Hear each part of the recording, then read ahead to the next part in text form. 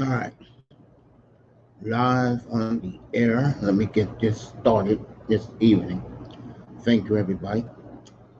And we're going to start with New England. I'll talk about Boer later. I'll start with New England first.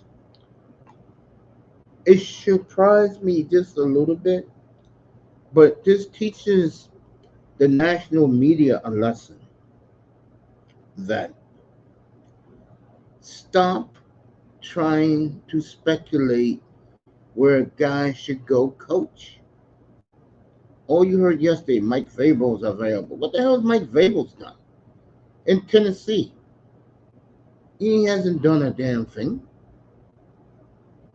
Where's his Super Bowl appearances as a head coach? And that's why Gerard Mayo got the job around 8 o'clock this morning, which stunned everybody. Took me aback just a little bit. And now he takes over for Belichick. And the word on the street is he got a lot of Belichickian in him, which means that he's more like Bill Belichick. Now, New England has a decision to make. Whoever's the next GM.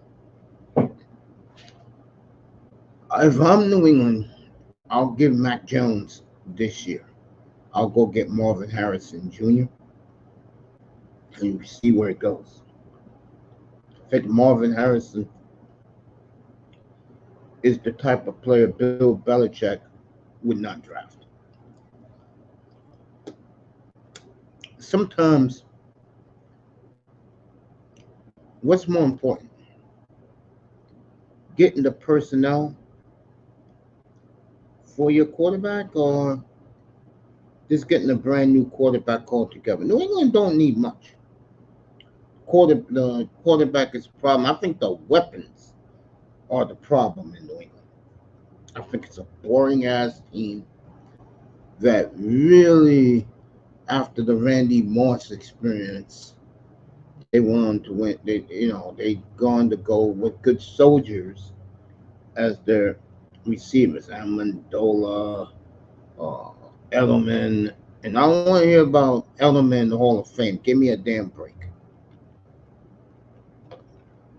Edelman's a Hall of Famer. Chris Collinsworth should damn be a Hall of Fame, right?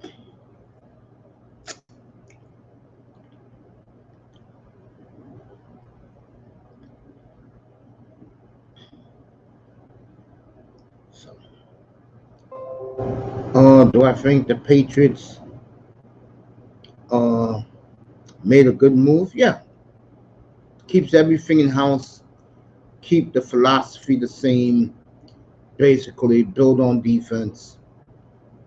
I would take Harrison Jr. at 3 if I'm the Pats.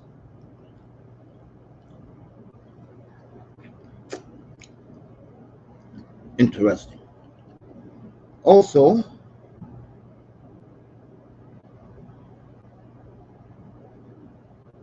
the snow is going to be bad in Buffalo. The snow is going to start 10 o'clock tomorrow night in Buffalo and be snowing all day Sunday morning in Buffalo. They're hiring people right now to shovel the snow.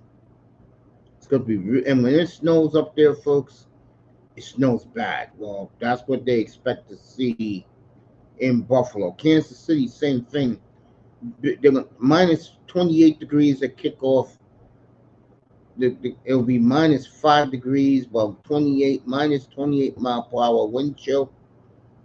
And the reason why they're playing that game tomorrow night is because snowstorm in Kansas City on Sunday, 13 degrees Monday night with a minus 10 wind chill. So the NFL said, get them in, get them out. So it's going to be real bad in Buffalo on Sunday. My governor is trolling the Steelers.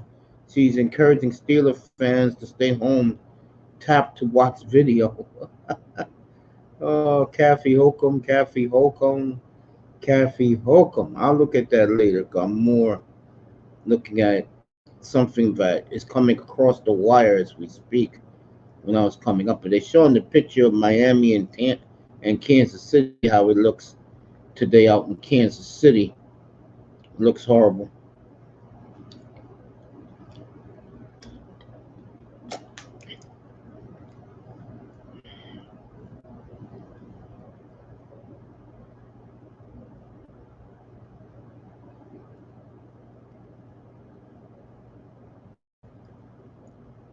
People are just wondering about the Seahawk job. Richard Sherman was very emotional at his press conference.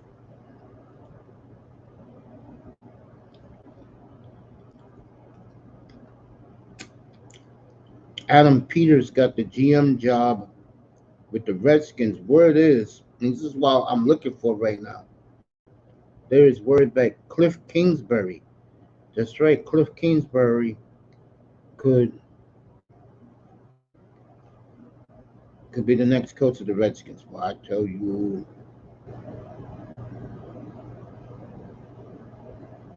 Jordan Love helping a young lady in a snowdrift today in Green Bay. Can't make this shit up. So Adam Peters got the GM job. He was a assistant general manager with the Niners. I'm looking to see about that report about Cliff Kingsbury going to Washington.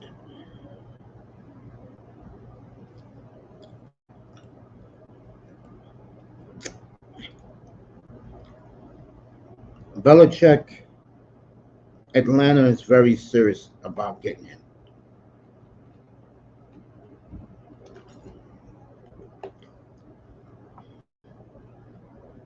So,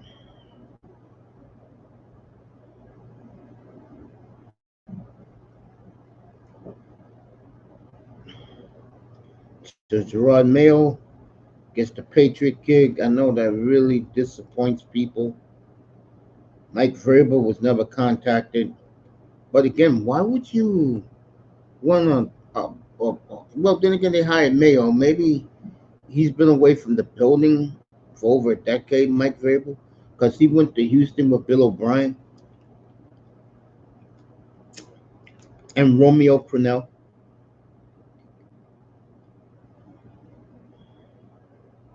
Right, these are the players out for wild card weekend.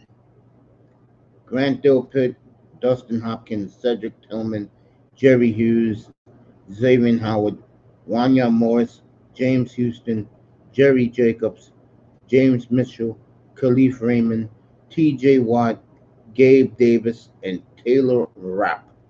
These players are officially out for this weekend's games.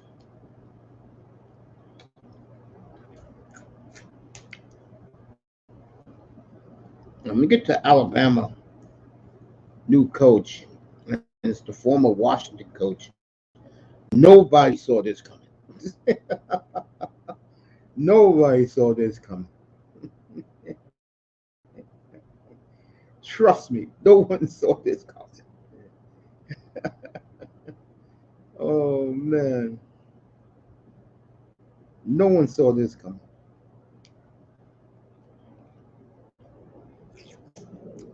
His plane just left Seattle about an hour ago. I don't care about this guy reacting to the news. Don't care.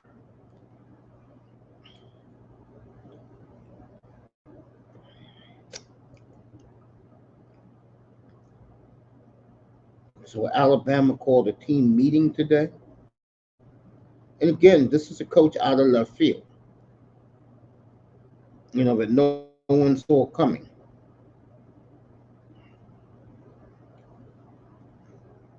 I don't know if he went to Bama. I'm going to find out as I'm talking. Shout out to everybody in the chat room. Not ignoring. Kalen DeBoer got the job, and I guess he was so impressed. He beat Texas last week, and that's the new rivalry in college football now. But Texas is officially in the SEC beginning in September.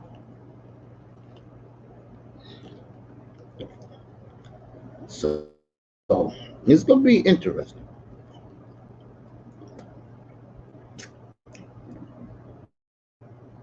So Kalen DeBoer gets the Bama job. I'll tell you, filling Nick Saban's shoes is not going to be easy. But one thing again, all he needs is one. And he wins one, uh, then everything will go away. Because he keeps the run going at Alabama. Easier said than done. So Kalen DeBoer gets the Bama job. The athletic director at Bama, like everyone's saying, went way, way off course to make this hire.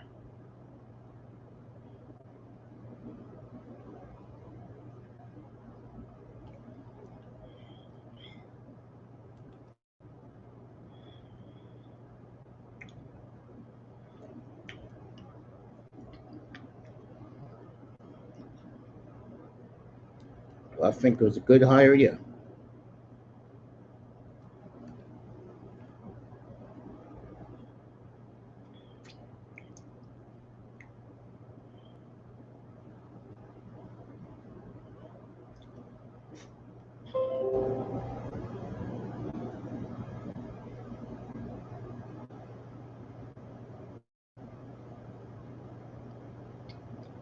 Felt it was a damn good hire. So Bama goes with Kalen DeBoer as their new head coach. Very interesting there. Baseball news. I had to get the baseball. I could care less about Draymond Green. Marcus Stroman signed a 2-year, $37 million deal with the Yankees. So the Yankees continue to go cheap. So they asked Ken Rosenthal today, do that make the Yankees stronger? And he said no. The Yankees are not good enough to get out of the division. I do agree with that. And it's going to be tough to beat Texas for a while, folks.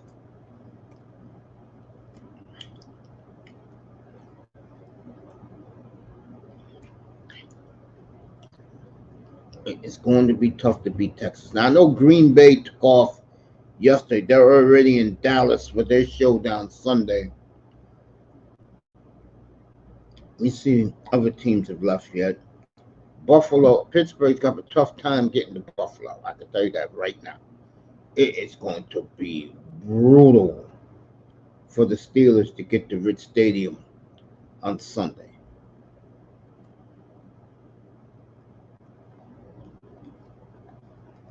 And they're going to be playing in a heavy snowstorm, folks, Sunday afternoon in Buffalo.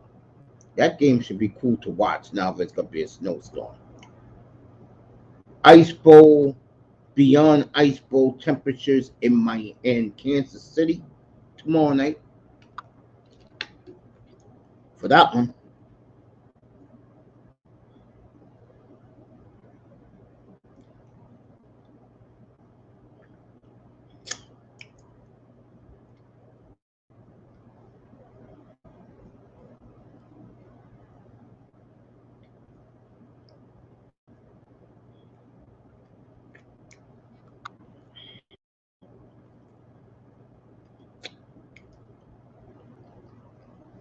so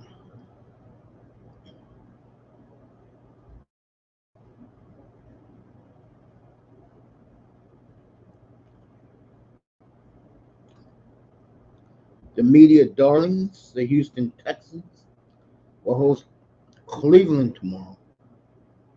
And I think sometimes with the media, they go gaga on players too quickly. And I'm not knocking CJ Stroud at all, but I think the media is really underestimating how good Cleveland is.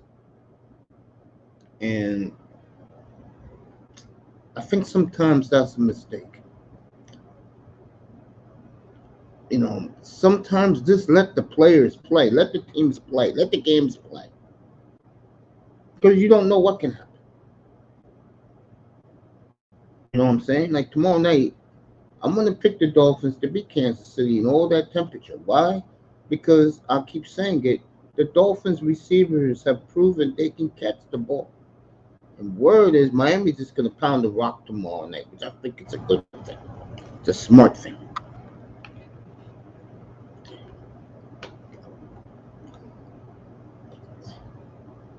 The one game though, and it worries me, is everybody's picking Green Bay to beat Dallas. They think Dallas is gonna choke. Belichick is out there now. McCarthy doesn't make the Super Bowl. Word is Jared will get rid of him, and it's going to be interesting in Dallas if they lose Sunday.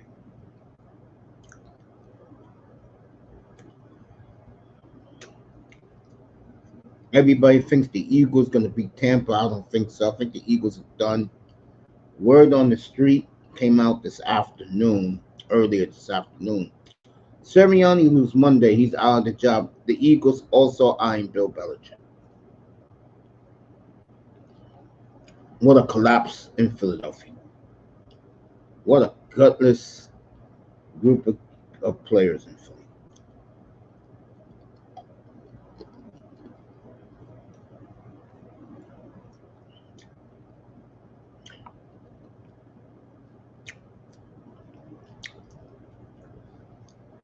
They're going to be playing on a snowstorm Sunday up in Orchard Park. I think that helps Pittsburgh tremendously.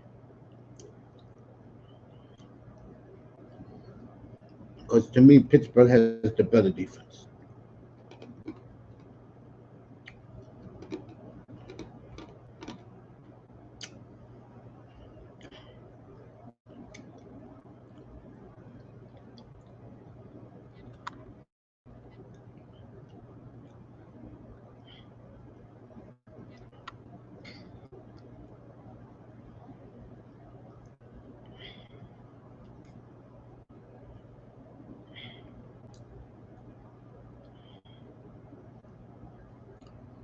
So,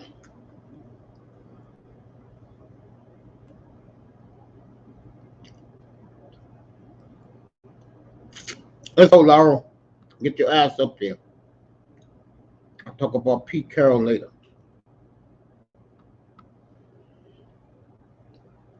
Come on. Your game is the spotlight game.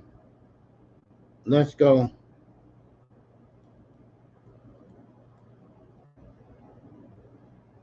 Tell you right now, they lose tomorrow, Laurel. It is going to be a major fallout in Miami this offseason. And I'm glad the Miami media is holding it against them now. Good for the Miami media that they show some balls with this team. Good for them. Let's go, Laurel. Jims with something to say hello to all you guys right now while Laurel is going to pull up. There he is. The great Laurel is here. Where is his game at? There. And realize that Mike McDaniels, he's cool. He is swaggy as fuck, even though I don't think he was a real black guy, by the way. He's like a master. I mean, he's not a real black guy. But you realize he got fired from the Houston Texans because he showed up drunk and they said, no, you can't get on the team plane. Mace, you know that, right?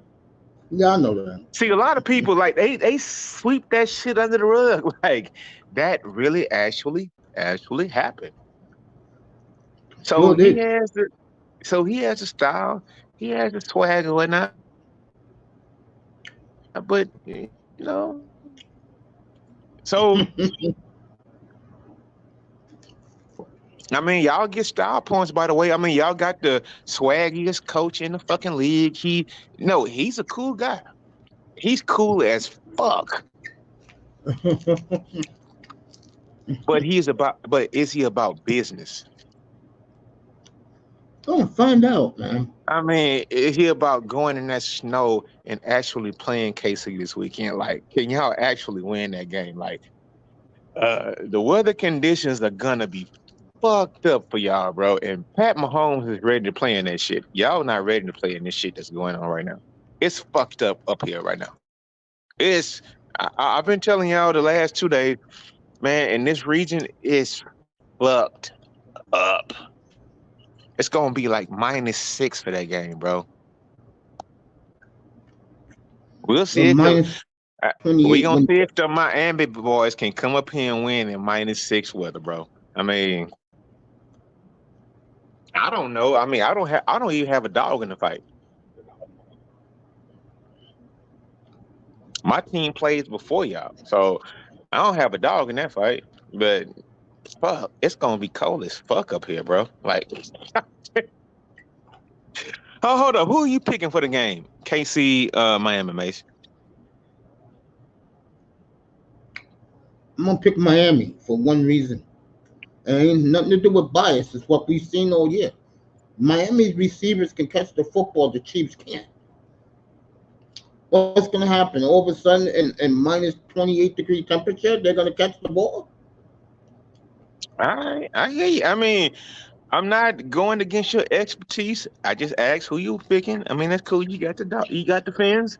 I mean, that's your team. I get it. I mean, we're gonna see in less than 24 hours. It has nothing to do with that. And Kansas City is proven all year long they got butterfingers.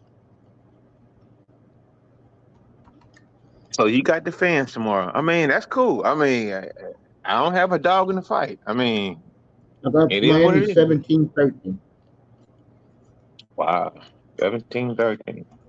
So y'all gonna be able to score 17 points. Okay.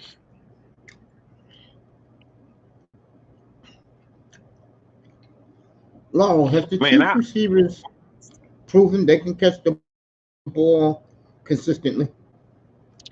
Hey man, what I want to say is this: NBC, they gonna have Taylor Swift on the screen, having a little beanie on with the little pom pom ball in the top, and she gonna be rooting for Travis, and Travis might get a catch, and all that kind of shit. All that's gonna be going on. So I don't know what's going on, but what I will say is this: Miami is not going up and playing in 6-degree weather and winning the game, bro. That little pineapple from fucking goddamn Hawaii, he can't do it, bro. Like, he not gonna do it, bro. Real talk. Like, honestly, man, that dude has never been as cold as it's gonna be in his life as what he got to go up against tomorrow, bro. Real talk. He's never been that cold in his life. So that shit gonna be in their head, man. Jalen Ramsey have never been that cold in his life. Like, man, it's supposed to be cold as fuck up here tomorrow, bro. And I told you I was here. I am here. -5 at kickoff. Bruh. -28 wind chill.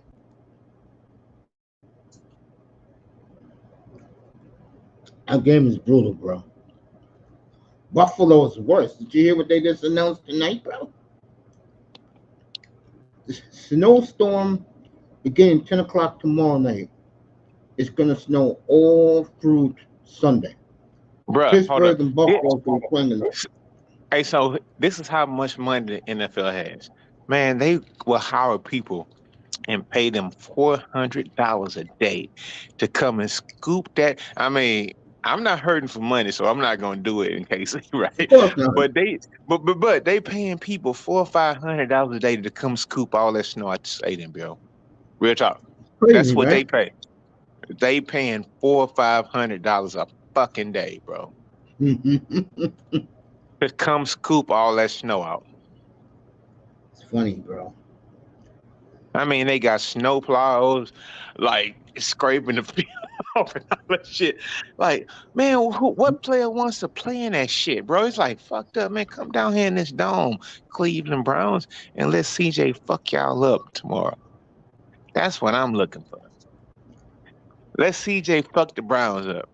Hey, the Browns caught a break, bro. Why they call a break? I mean, they caught a break by being able to come into a controlled stadium that has like 72-degree temperature and whatnot, and y'all can play against a rookie quarterback. That's why they caught a break.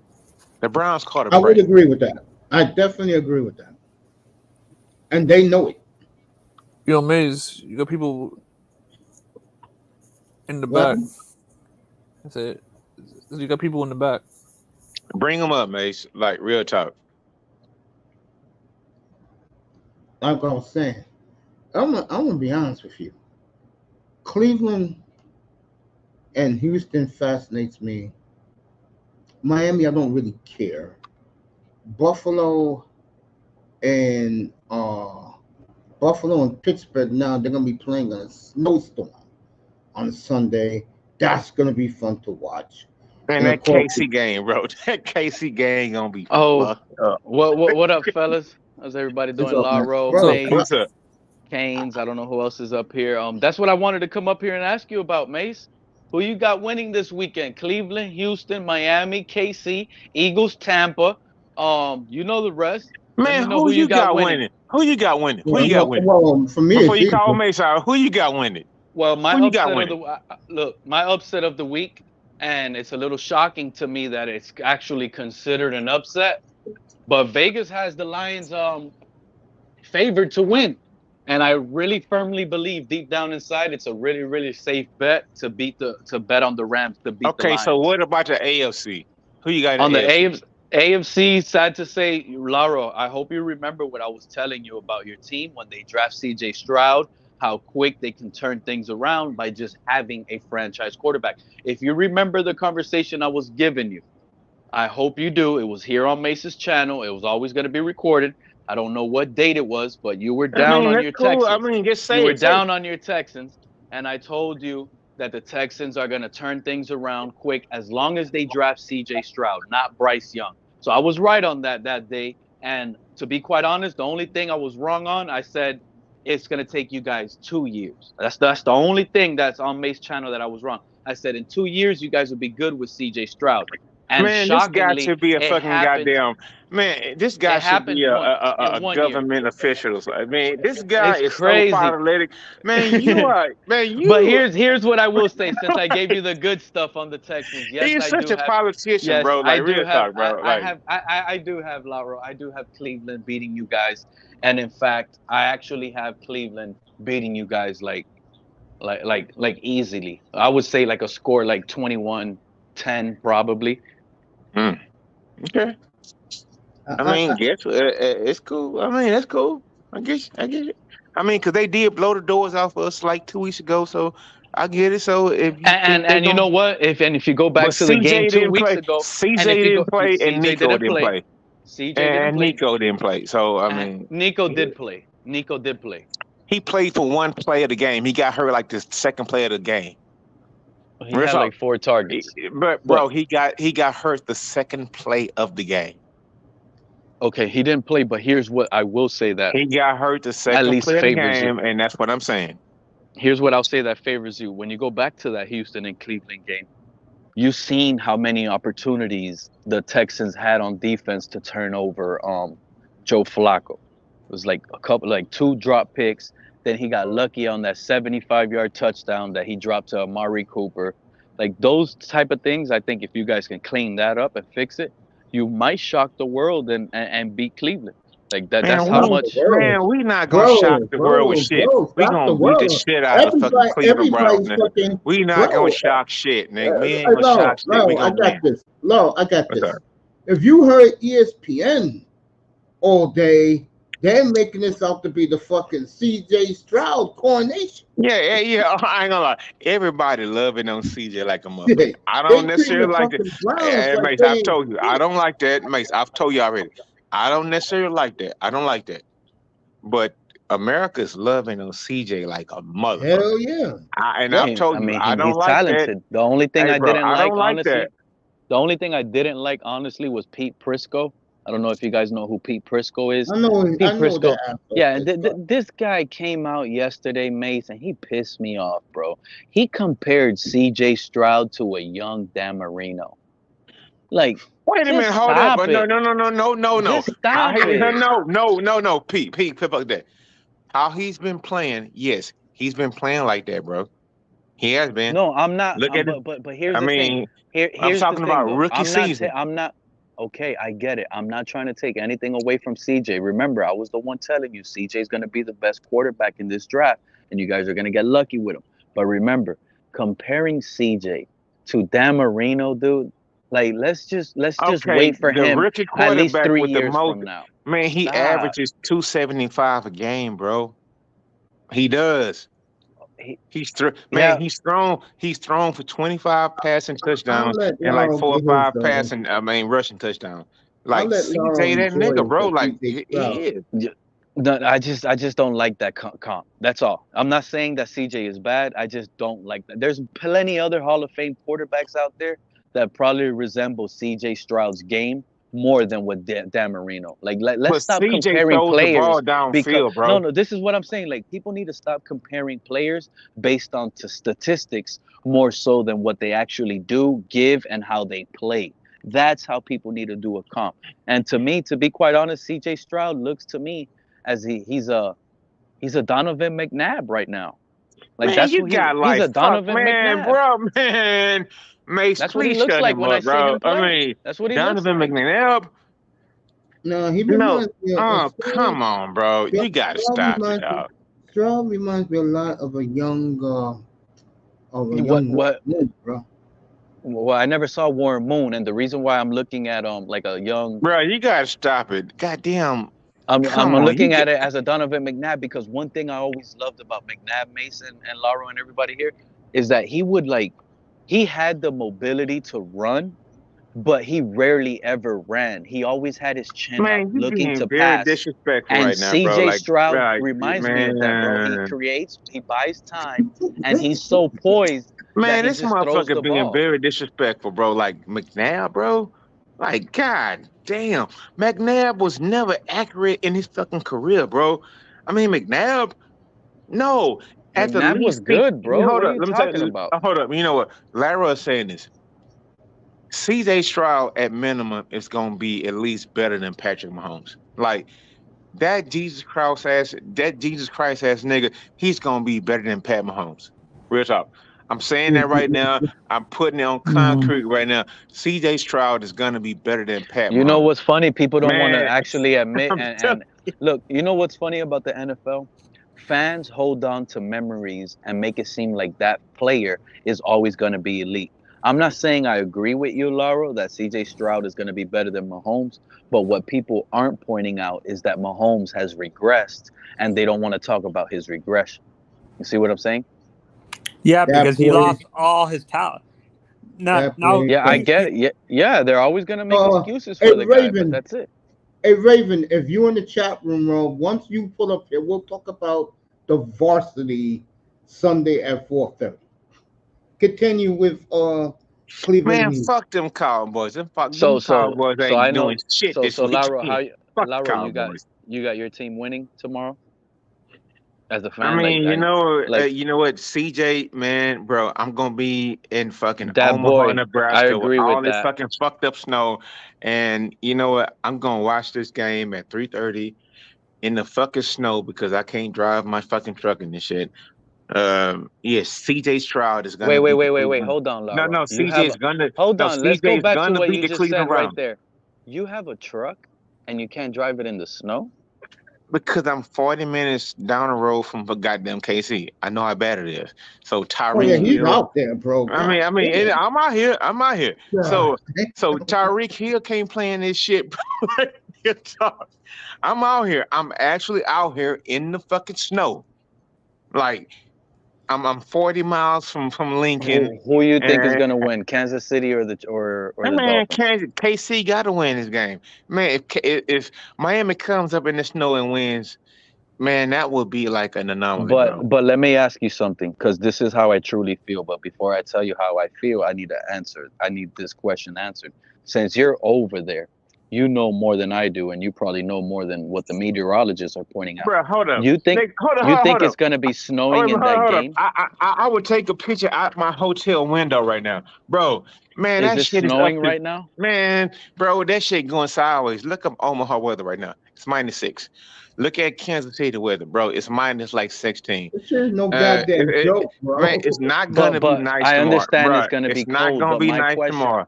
I It's get it. not gonna be I nice get tomorrow. that it's gonna be cold. But my question that I have to you, Laro, it's important to me. Is it going to be snowing during the game? No, this gonna be freezing. It's only gonna be cold. Yes, Buffalo starts snow tomorrow night, 10 o'clock. Bro, y'all better watch that weather report. Like So real if it's talk. only gonna be cold, Mace, I'm telling you right now, we're gonna get beat down. But if it's actually snowing and it's coming down hard, I feel like we have the No snow, advantage. bro. Buffalo, Pittsburgh, Sunday, snowstorm, and they're playing in the But snowstorm we in not Buffalo. talking about Buffalo, Pittsburgh. We talking about Miami, KC. I KC. mean, Tyreek Hill have been talking all that shit. Like, Go y'all ahead, ain't bro. Yeah, Laro, I'm Yeah. telling you right now, Laro, To me, if it's Pete. not To gonna me, snow Pete. in the I'm game, reading we're the gonna get beat down. weather report right now. I was reading the weather report before I jumped on. That they're saying by the time game time happens for KC versus Miami, it's gonna be -40. But no snow is Wait, but no snow. Hey, dog, on the yeah. I cool. don't get how there's no Hold snow in up, that Mace. I cold. told you yesterday, I'm up here in this shit. And like, I'm I know driving my you are. shit. Like, I'm in the hotel. I'm in this shit. Bro, it's fucked up here, bro. Well, with a wind speed of like 50 to 60 miles an hour. That's how That bad shit, the hey, bro, that Did Yo, you, shit thank whipping God, sides. Anthony, did you thank hear? God Did the you real hear? game Did you? this weekend is playing in the dome. Okay. You're talking about green. So that's another question, Mace. I know who you have winning, but let me ask you this question, Mace. If you Yes. had to bet your house on it, I'm if you going had Green to, Bay. I'm going Green Bay. I'm damn, like you everybody. spam. Everybody's picking Green Bay. I'm going to Packers. No, actually, nobody's picking Green Bay. Oh Hey, yes, Mace, they Cowboys I'll are be are. back You favored. later. better I'll watch come back. again, I'll come back. bro. Yeah, go ahead, Laurel. You better watch again, bro. Yo, whenever you get up here, we'll get this shit started. Let me get this off because so Mace, you're saying the Buffalo game is gonna be worse than Kansas City Miami in terms yes, of the Yeah, weather. yes, that's the because they're gonna worst be weather playing game. in Yeah. the snowstorm. Yep. They're playing in the snowstorm Sunday in Buffalo. Yep. So that blizzard already passed Kansas City. That's why there's no snow, or is it coming down from Buffalo towards Kansas City on Sunday? It's Anthony, going let up. me ask you a It's going question, up to Anthony. Buffalo. Anthony, let me ask you a question because right now you see Mace, he switched it up now. It's Green Bay and Cowboys. Who do you have winning this game, Anthony? I said earlier I got torn a new one when I said it. I can see a possibility that I said there was a chance. I said Green Bay might go in there and upset, but I got torn in a new one by Cowboys fans who live around me, who are my friends and stuff like that, saying there's no way possible a rookie quarterback goes into Jarrell's world and beats Mike McCarthy and an experienced playoff team like the Cowboys. Yeah, you better listen to those friends, man. They're not bad friends. I'm telling you, Green Bay's gonna get beat down in that stadium, dude. And it's not gonna be as bad as it seems. Pete, But I feel 7:30. like No, Pete, you're doing all this talking, bro.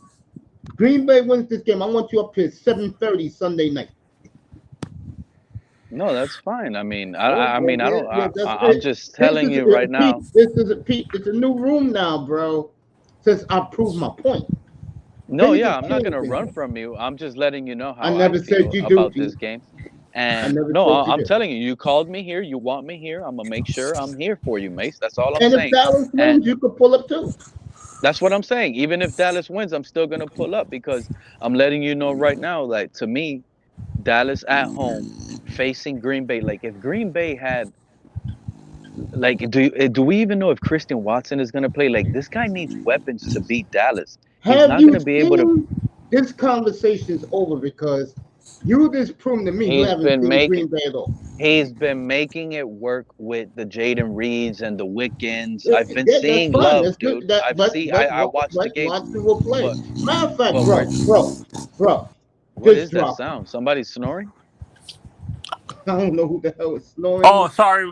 I'm talking to you. I don't care. I'm on the chat. My dog. Here. That's my dog. Sorry. Somebody go find Prince Pierre. Cause I know he's live right now. Tell him that when he's done, Mace wants him up here. What's up, Manzana? What's up, Mace? What's up, Canes? And nice seeing you again, Pete. Shout out to you, Toya, and everybody in the channel. It's getting a little chilly tonight here in Dallas, Texas, as I'm waiting for my boy, Mr. Jordan Love, who's now arrived in the city. Are you finally gonna be Green Bay and Jared's world, bro? Oh, it's our time. It's our time. I got a feeling Dallas is going to the Super Bowl. Aaron Rodgers will be there Sunday, and like he said, this is over ownership. Dak is the best quarterback in the NFC right now. He's going to the Super Bowl, Mace. Appreciate you, Pete. Jared Goff? Who's that, Jared Goff? No, Dak. Dak Prescott is the best quarterback in the NFC right now, and he's taking the Cowboys to the Super Bowl. And let me tell you who the other opponent is going to be, Mace. You know who else is the best quarterback in the AFC? It's not Mahomes. It's not Mahomes. It's Josh Allen. The Super Bowl is going to be the Buffalo Bills versus the Dallas Cowboys. Mark my words. Oh man, don't make me throw up. I mean, we will beat them again. Mark my words. Everybody, fucking Mr. Miami, not going to happen. Not going to happen. No. Yeah, no. And Mark for me, my back words. to It's going to be Buffalo Dolphins and Dallas. City game. I understand you don't trust the receivers, Mace, but the one extra. You think they're just gonna bracket Kelsey and let the other receivers beat them? Is that what you're thinking? I just think in the big spot, which Kansas City's proven all year, the receivers are going to drop the ball. And it's going to be minus 40. They're going to drop the ball, bro. You don't think those players are cold too in Kansas City? They're used to that weather, like Pete said, but they're not used to minus 40. Get the hell out of here. Okay, now Kansas City, I was saying in chat, Kansas City is looking at it's going to possibly it's looking like they may break the record. What is the coldest game? Is it minus 40? I would come up and teach these guys these little boys. But it was a Viking. Here's the link. Come on up, Jameson. Come on. Pete, your stats, man. So can someone in chat look up what's the record for the coldest playoff football game in history? I think it was Packers Vikings, the Ice Bowl, the original Ice Bowl. Bro, but first of all, again, Manzano, you added again. First of all, it was the Cowboys and the Packers in the Ice Bowl. That was yeah.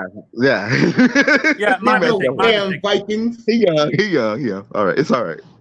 No, I made a mistake, Uncle. I meant to say Cowboys and Packers. Bro. Cowboys and Packers. I think that was the coldest playoff game until maybe the Chiefs Cleveland and Dolphins. Ice Bowl 2, Cleveland and the Raiders 1980 left right. Brian Sykes threw the interception in the end zone to Mike Davis. Yes, sir. I was thinking that there was one in the 80s. I didn't know it was 81. Was there one in the early 2000s? Yeah, you're right. The coldest, I'm glad that you asked that question, Raymond. I saw this yesterday, man. Coldest game ever in NFL was Ice Bowl 3. That was the Bengals and Chargers AFC Championship game, 1981. One of the greatest catches in the history of pro football. One-handed, meaning catch by Dan Ross. That is the coldest game ever. I think it was minus 38. So the Dolphins are going to break that record? Yeah. So Dolphins Chiefs are going to break that record, you think? Yeah. Y'all going to freeze. But the cold weather, I really don't care about that. Buffalo Sunday in the snow. It starts tomorrow night, and they're going to be playing in deep. That's what I was gonna ask you, because I'm from Florida, guys. I don't see snow. I've never touched snow. But my Oh, thing is, really? yeah, that's what I keep hearing, Mace. That's what I keep hearing, Mace. The Kansas City and Dolphins game. The Kansas City and Dolphins game is colder than the actual Bills and Pittsburgh game. But if you look at the Pittsburgh and Bills game, it's a blizzard over there, dude. It's So gonna how be is it bad, colder bro. over there? It's Pete, gonna be okay, fun. So It's that's what I'm saying, Mace. To me, the game with the worst conditions is actually the Buffalo and Steelers game. But exactly. they're Mm. making it seem like it's Kansas City and the Dolphins game for some weird reason in the The national problem, yeah, media. but here's the problem though. The NFL on Wednesday, they knew this game was gonna happen like this. They didn't even want to switch it, and the reason is Sunday snowstorm in Kansas City Sunday. 305. Did you make that phone call, family? Yeah. So you think 59. so? Here you go. Mr. Miami looked it up. That's who's 59 snoring up here is Mr. 305. He's probably the one Mr. snoring. 59 below zero in 1981 Chargers and Bengals. And Chargers and Bengals, yeah. What was the Again, final what- score in that game? 27-7. Damn, they put up 27 points. Yeah, the Bengals, yeah. Kenny Anderson, yeah. That's pretty- that that's- was that's a Dan lot of Fouts, points for right? that type Uncle, of that was weather game. Dan Fouts. Am I Yep. thinking of the right quarterback for the That was Chargers? Said Uncle. That was Fouts, yep. Sure Yeah, was. no. And Pete, I think the reason why they're saying I agree with you. The worst weather conditions in terms of the actual what it's gonna, not the coldest temperature, but the actual worst weather conditions is Buffalo. But I think the reason why Exactly. they're saying the Miami in terms of temperature wise and like the temperature is gonna be Kansas City, Miami. I think that's why the media keeps on saying that. It temperature wise, it's gonna be. You let me ask you guys something. Is it crazy for me to sit here and think, based on how Tua, and you guys can watch it yourself, Here but we go. how Tua said it at the podium? Is it crazy for me to think that Tua might sit here and say he can't play in those conditions, or they might bench him in those conditions? Because if it's gusty and windy, at like how Anthony said, and then Tua comes out at the podium and says he's going to test how he feels pre-game warm-ups. Listen to what he said. These are his words. He will test how he feels pre-game warm-up to determine what situation he'll deal with. You see what I'm saying? Like, how is that not like breaking news? Because to me, as a fan, Mace, and everybody up here, when I hear that and I'm looking, man, the gust winds are projected to be in the 30s. I don't think he has the arm to play through that type of game. So, Oh, you was in is Barry that Cunningham's something- room trolling the other day. You heard what Barry Cunningham said about Tua's lack of skills and lack of arm strength. You was in there. yeah, I was, but at the same time, I'm talking about based on what Tua said. You see what I'm saying? This is what came out of Tua's mouth. He was asked a question, and then he kept talking so much that he actually led to that point. He wasn't even asked that, but him talking so much, it actually led him to say, "Oh, you know, how he said it. I'm trying to remember exactly how he said it, but he said basically, pre-game warm-ups, we'll test to see how the weather conditions are to determine whatever the factor is." And he never really said what is it gonna be. So it's just me as a fan actually leaving a like, damn, is this guy gonna take a seat? And they're not gonna go with Mike White because he has like the same type of arm as Tua. And then if you need a tush push type quarterback, you need Skyler. So like all I'm saying, Mace, is, bro, real talk, when I heard that, I evidently just instantly in my brain said, if Skylar Thompson were to play this game, he gives us a better chance to win. And it sucks to feel this way, dude. Like, people think like it just sucks, bro. It really sucks, dude. Bro, Tua's you I'm guys sorry. quarterback. I know he's not your quarterback. Stop saying you guys like you're not a Dolphin fan, Mace. Right, You're pissing me off when you do that, bro. No, but that's a that's you the same- problem. Yeah, That's a but you that's like problem. the third time You you know said that. goddamn You're well- saying no, that no. we're You know fans and you're not goddamn a well Dolphin fan when no I more. started. No. You know goddamn But well. are you a When Dolphin I fan first no more? started, yeah, but hey, I don't like the quarterback. I never did. And you know damn well I didn't like him because when I started this platform, you know, in that 2020 draft, who I support. No, I know who you support, and I Well, don't then I he's I playing in but Dallas on Sunday. That's who okay, I support. okay, Mace. My favorite NFL quarterback in the entire league is Josh Allen. There's no other quarterback in my eyes. This is my opinion, right? There's no quarterback in the NFL better than Josh Allen. But you don't hear me talking up Buffalo like that. You don't hear me praising him like every single day like that. Like my team is the Dolphins, and I don't like my quarterback, and I'm gonna talk bad about my quarterback. That's all I have because that's the Well, team I love, well, and Pete, this I is do the team one I'm better gonna than make you. sure I get better. Pete, You I know what do I'm saying? one better than Pete. I do one better than you.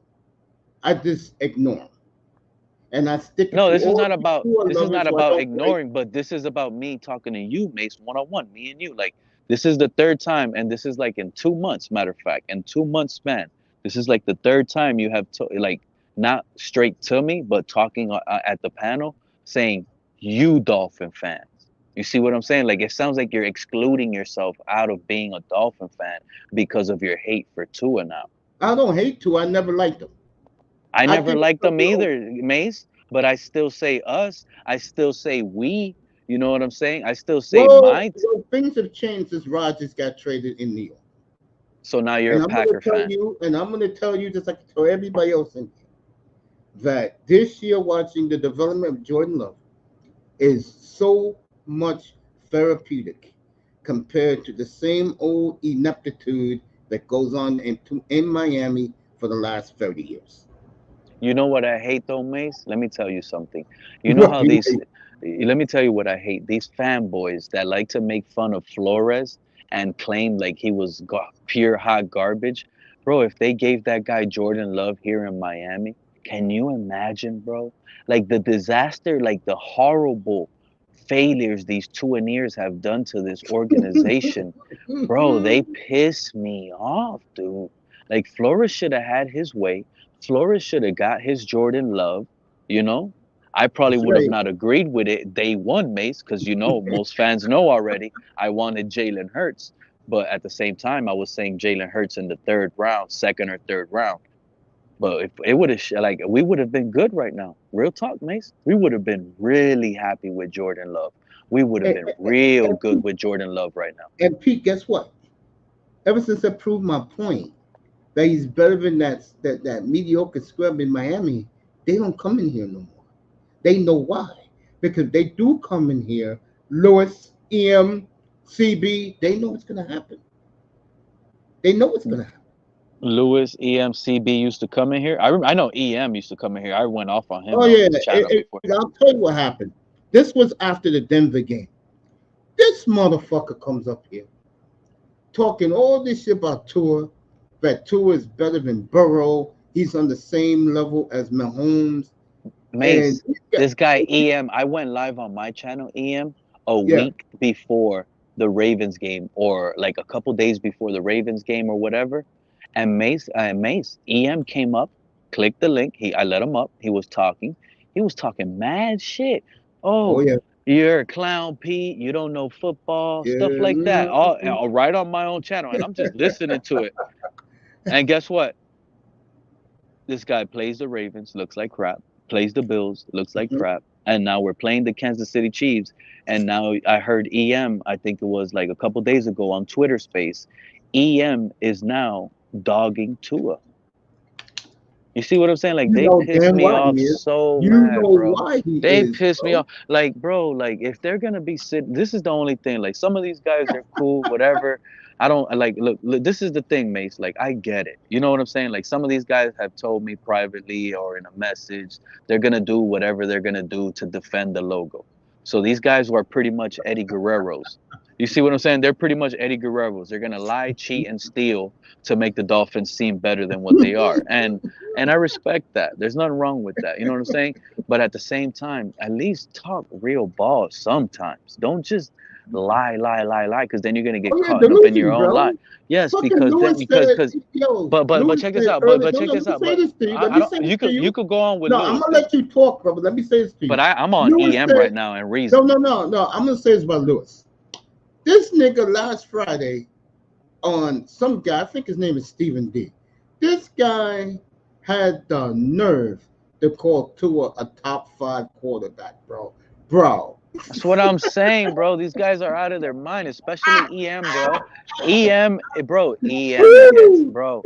Listen to this, right? So EM is one of those guys. I guess he wants to defend the logo, right, or whatnot. And they lie on Tua, saying Tua's top 5. They said he was the passing league leader all year. They're screaming all of this, but yet, Mace, we're still playing the Chiefs tomorrow night, and guys like EM have already flip flopped and started down talking Tua a week before the season actually ends, bro.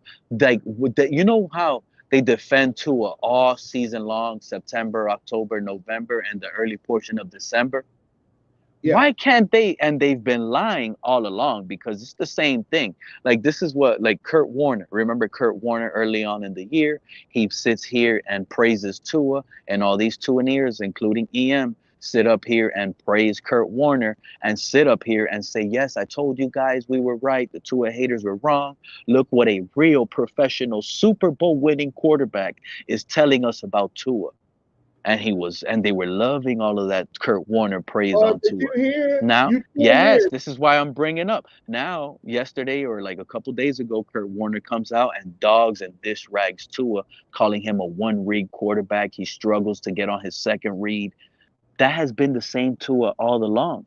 This is nothing new. And some of us Tua haters have been saying this for 4 years, bro. Yeah, TD, 4 years.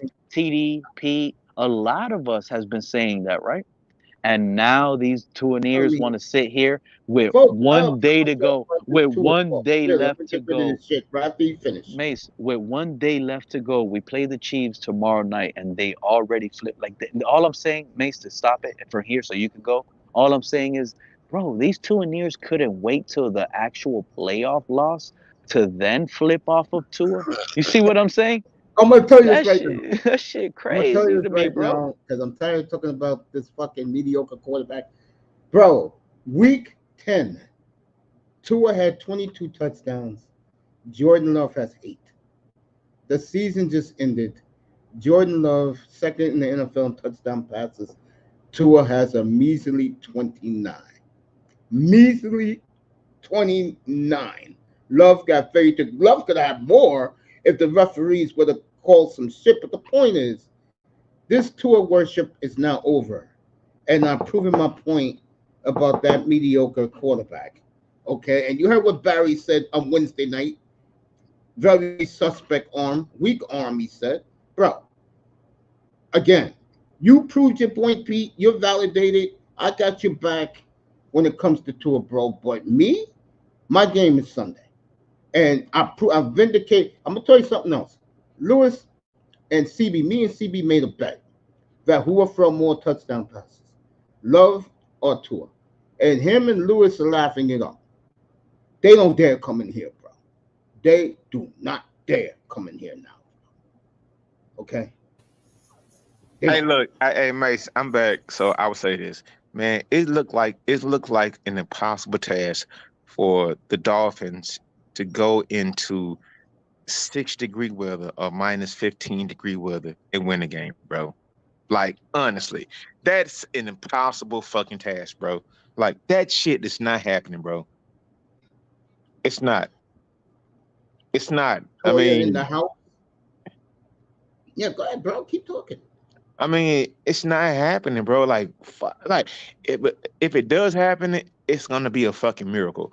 But what Miami has proven for the last 50 years of you guys' franchise, y'all don't go into like cold weather stadiums and win games, bro. It's hard to do. Do you realize how fucking cold it is where I'm at right now? It's so fucking cold right now, bro. When you walk outside, oh my God. It's going to be frozen, pineapple frozen pops tomorrow night by 11:30, bro. God. Bro, I'm not gonna lie now. It's Just so can't make fucking, this shit up. bro. It's so fucking cold in around like Omaha, Kansas City, because Omaha is like 40 minutes from Kansas City. Bro, it's so cold right now, bro. It's like they not selling food at restaurants. The casino is Bro, shut down. Bro, it's fucked up right now. And bro. y'all talking about playing a game in 12 hours? Okay. All Yeah, right. 24 hours from now, it'll be the end of the first quarter. God damn. Bro, I think they're going to win tomorrow. I do, bro. I'm going to come back to it again. This is now a homer pick. Miami can run the ball consistently, and those receivers can catch the ball. Kansas City's proven all year they can't do it, bro. And it's minus. It's gonna be minus. I got it officially now. It's gonna be minus 32 at kickoff, bro. Wind chill Yeah, I ain't minus gonna lie. 6 degrees, bro. I'm gonna enjoy watching that from my hotel room, watching that shit on TV, bro. It's gonna be so fucking cold outside doing the football game, bro. Miami not used to that shit, bro. And even the Kansas City Chiefs haven't played in that kind of weather, bro. It's a fucking Arctic blast going on right now, dude. It's cold as fuck up here. It Good is. luck for both teams, bro. But man, I just trust Miami's offensive personnel more than I do the Chiefs, bro. They just can't catch the ball, man. Now it's gonna be I mean, freezing. you guys, coach, gonna come out in like a Louis Vuitton snowsuit and shit, trying to look all flying. Trying to You look know like a he is, by nigga. the way. You Yeah, know he trying is, to by look the like way. a nigga. I mean, you know he is, by the way. He gonna show up in that Louis Vuitton snowsuit, trying to look all flying shit or whatnot. I mean, I hope it keeps him warm, but bro, you guys got a tough task. It's cold as fuck up here right now, bro. It's Well, cold as fuck. yeah, yeah. I'm laughing my ass off, bro. I mean, and Pete, thanks, bro. Come back Sunday night, bro. Cause I'm Pete, bro. I'm gonna get back to your game right now, but me and Raven, we're gonna. Anybody finds Prince Pierre, tell him I want him up here, please. Yo, that game's Sunday night.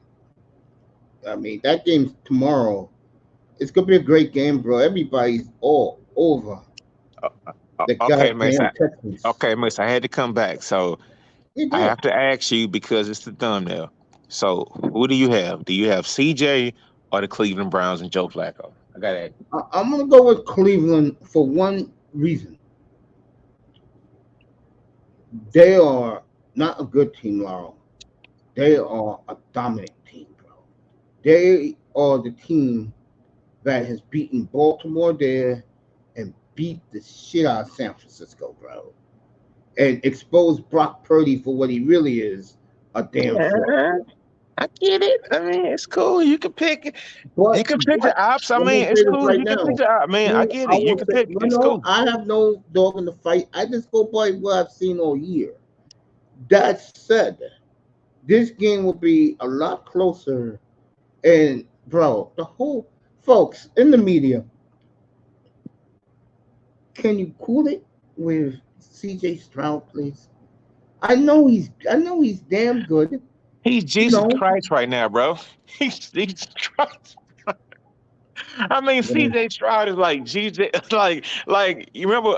Have you ever watched like what's it called? Like Ricky Bobby? Like what's it called? Like fuck when they was talking about it, like CJ Stroud is like Jesus Christ. He's like baby Jesus. I mean, that's what he is. Like baby Jesus. That's what he is, bro. Like CJ Stroud. No, I don't think you've seen enough of this man right here. What Man, this young CJ man is Stroud doing is is baby. masterful, bro. CJ Stroud is baby Jesus. When they were having that, he is dog. Man, he's baby Jesus, bro. Well, Like, no, I'm glad you got your quarterback. My quarterback is shutting the whole league and the media up, second in the NFL in touchdown passes. So, you know, you're happy with your guy. I'm happy with my guy. And guess what? I may have to come to H Town next year because the Packers do go to Houston next year. Well, that would be nice, but let me just remind you again, CJ Stroud is baby Jesus. Like when baby Jesus was in the manger and he was like bringing like humanity back to like Christianity and whatnot. That's what CJ Stroud is, bro. I mean, he's that dude. Love wins Sunday. You wait till next week's phone and woman to put But it he's back not there. baby Jesus though. You don't have to be. CJ You don't Stroud need to is. be. You don't need to be. I mean, I like how Because I mean, I'm CJ gonna let you Stroud, know he right wears his now. religion eh, on his eh, sleeve and he comes eh, out every weekend like I'm God gonna bless. Like I mean, yeah, but I'm gonna he's let baby you know. Jesus, bro. I'm gonna let you know, and everybody else know. Even if he loses Sunday, that baby right there, and that's my baby. He is the Messiah in here. No, CJ And next Stroud is a year, Messiah because CJ Stroud. No, We're gonna don't make a use the bet. words Laurel, like let's put a bet Messiah on it with right now. Jordan Love. No, Laurel, let's put a CJ bet Stroud on is a it right Messiah now. because CJ Stroud is Laurel, baby Jesus, Laurel, bro. Like let's real talk. bet. Laurel, let's put our money where your mouth is. Okay, CJ 1K, Stroud is baby Jesus. 1K. Nope, listen, 1K. Who has more touchdown Man, I'm pass not next finna year? bet some ridiculous amount. I mean, I'm just 1K, saying. bro. Put your money where your mouth is. You're calling your boy baby Jesus. Everybody's hearing this, bro. Put your money where your mouth is. Next season. Okay. Who has better numbers? My boy Man, right there or man, we yours? can talk about this next year, but I'm not finna just bet a rack just to bet a rack. I mean, but all I know is CJ Stroud is baby Jesus. He is. I mean, Okay, like Lord. without a doubt. Okay. And when we All right, hold then. up, and when we beat the Cleveland Browns tomorrow, Mhm. you will actually see it. He's baby Jesus. So, Because when he wins the game and he talks after the game, the first thing he's gonna say, I want to thank my Lord and Savior Jesus Christ. First of all, he's gonna mention Jesus' name like the first 15 times in this conversation. So I love having like baby Jesus on our roster, bro. I mean, CJ Stroud is baby okay. Jesus right now. He is. Okay, I love it. Lord. Okay. All right. I mean, you But have heard how he thanks the Lord and Savior every But time he wins a folks, game, if right? you haven't seen Jordan Love yet, you wait till Sunday when he gets to Dallas. He's already in Dallas. Okay, they got there yesterday. You wait till Sunday. He But told he's not everybody. baby. But Jordan You Love is don't not have baby to Jesus. be, bro. But he's My not baby boy is Jesus. better than yours, bro. I'm gonna tell you why, and it's the simple answer. Your guy is a pocket passer. My guy is great with arm talent, and But your everybody guy sees is it. not baby Jesus, though, You bro. don't have to be, bro. I'll say this: he'll get a chip quicker than your boy will. All right. I know that for a fact. You know why? Because I'm putting 10K next year. I'm putting everything on No, well, no, him. no. We I'm don't not have to talking put about money on you. it, I'm but not we talking about already see. you. So I'm not tomorrow at talking three about o'clock, you. you're saying tomorrow at 3 o'clock, you're saying the Browns are going to beat the Texans. Only because, like I said before, I think a lot of people don't understand or seen how dominant Cleveland is. Well, And I'm they gonna didn't have to repeat it. play baby Jesus the last time when they And played I'll us. repeat it. Yeah, it will be a much closer game this time. Because Stroud's there, Nico's there. I would agree with that. And if they beat Cleveland tomorrow, it wouldn't surprise me. It will be the continuation of the arrival of CJ Stroud. And America is going to go even more gaga because the national media has already put him on a I pedestal. mean, can I help it? C.J. Stroud is baby Jesus. I mean, Let he me is. say this. Let me say this right now. And I know guys like Fred Ward, Pete, who just left, Canes, they're not going to like what I'm about to say. He never got hurt, folks. He wins the MVP unanimously. And there are rumblings now because of Dak Prescott's performance on Sunday. They may give it to him. It's not going to be a Now landslide. Lamar's gonna be the MVP. I I mean, keep telling you, just like see, you guys don't listen to me. I told you guys during the college football season that they did not want Florida State in the playoffs. They didn't think Florida State was that good. I'm telling you right now, they're looking at Lamar Jackson's numbers and they're saying this guy only got 19, 21, 22 touchdowns. They're not impressed with that, bro. Only reason why he's going to win, and the reason why I said he was going to win His strength of schedule is second to none, bro. And Love is hold up, yeah. and you gotta look at and you gotta look Jim at said who in the he chat actually is room. throwing to. I mean, it's Jim not said like in the he's chat throwing room. to like all Americans or whatnot. Yeah, Look just at like who, Jordan Love is throwing to a bunch of nobodies. and just like CJ is throwing to Nico Collins. Real talk. We're Like, both throwing to no. We're both throwing to nobody. Can you name me 3 Packer receivers? You can't. Nobody can. Jim's is calling Jordan Love sweet baby Jesus. No, CJ Stroud is sweet baby Jesus.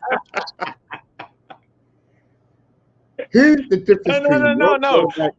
Hold on. I remember watching Will Ferrell, like when they were talking about sweet baby Jesus, like sweet baby Jesus in that movie, you know, the Ricky Bobby movie. And like, yeah, CJ Stroud is sweet baby Jesus. He is like he that Jesus Christ is. Like CJ Stroud is sweet baby Jesus, bro. Real talk. No, I'm gonna say this to you, okay? And I'm being honest. Your quarterback is sweet baby sweet baby Jesus. You want to call that fine? This quarterback in this thumbnail right here, and he's proven it the last 2 months. He dominates games. Okay. But CJ Stroud is sweet baby Jesus. You gotta say it. Can you play it? Please say it. I'm not gonna say it. No. Anyway, let me prove my point. A week ago, right now, America was talking about Justin Fields this and Justin. Now, you know what they're saying after what Love did to him?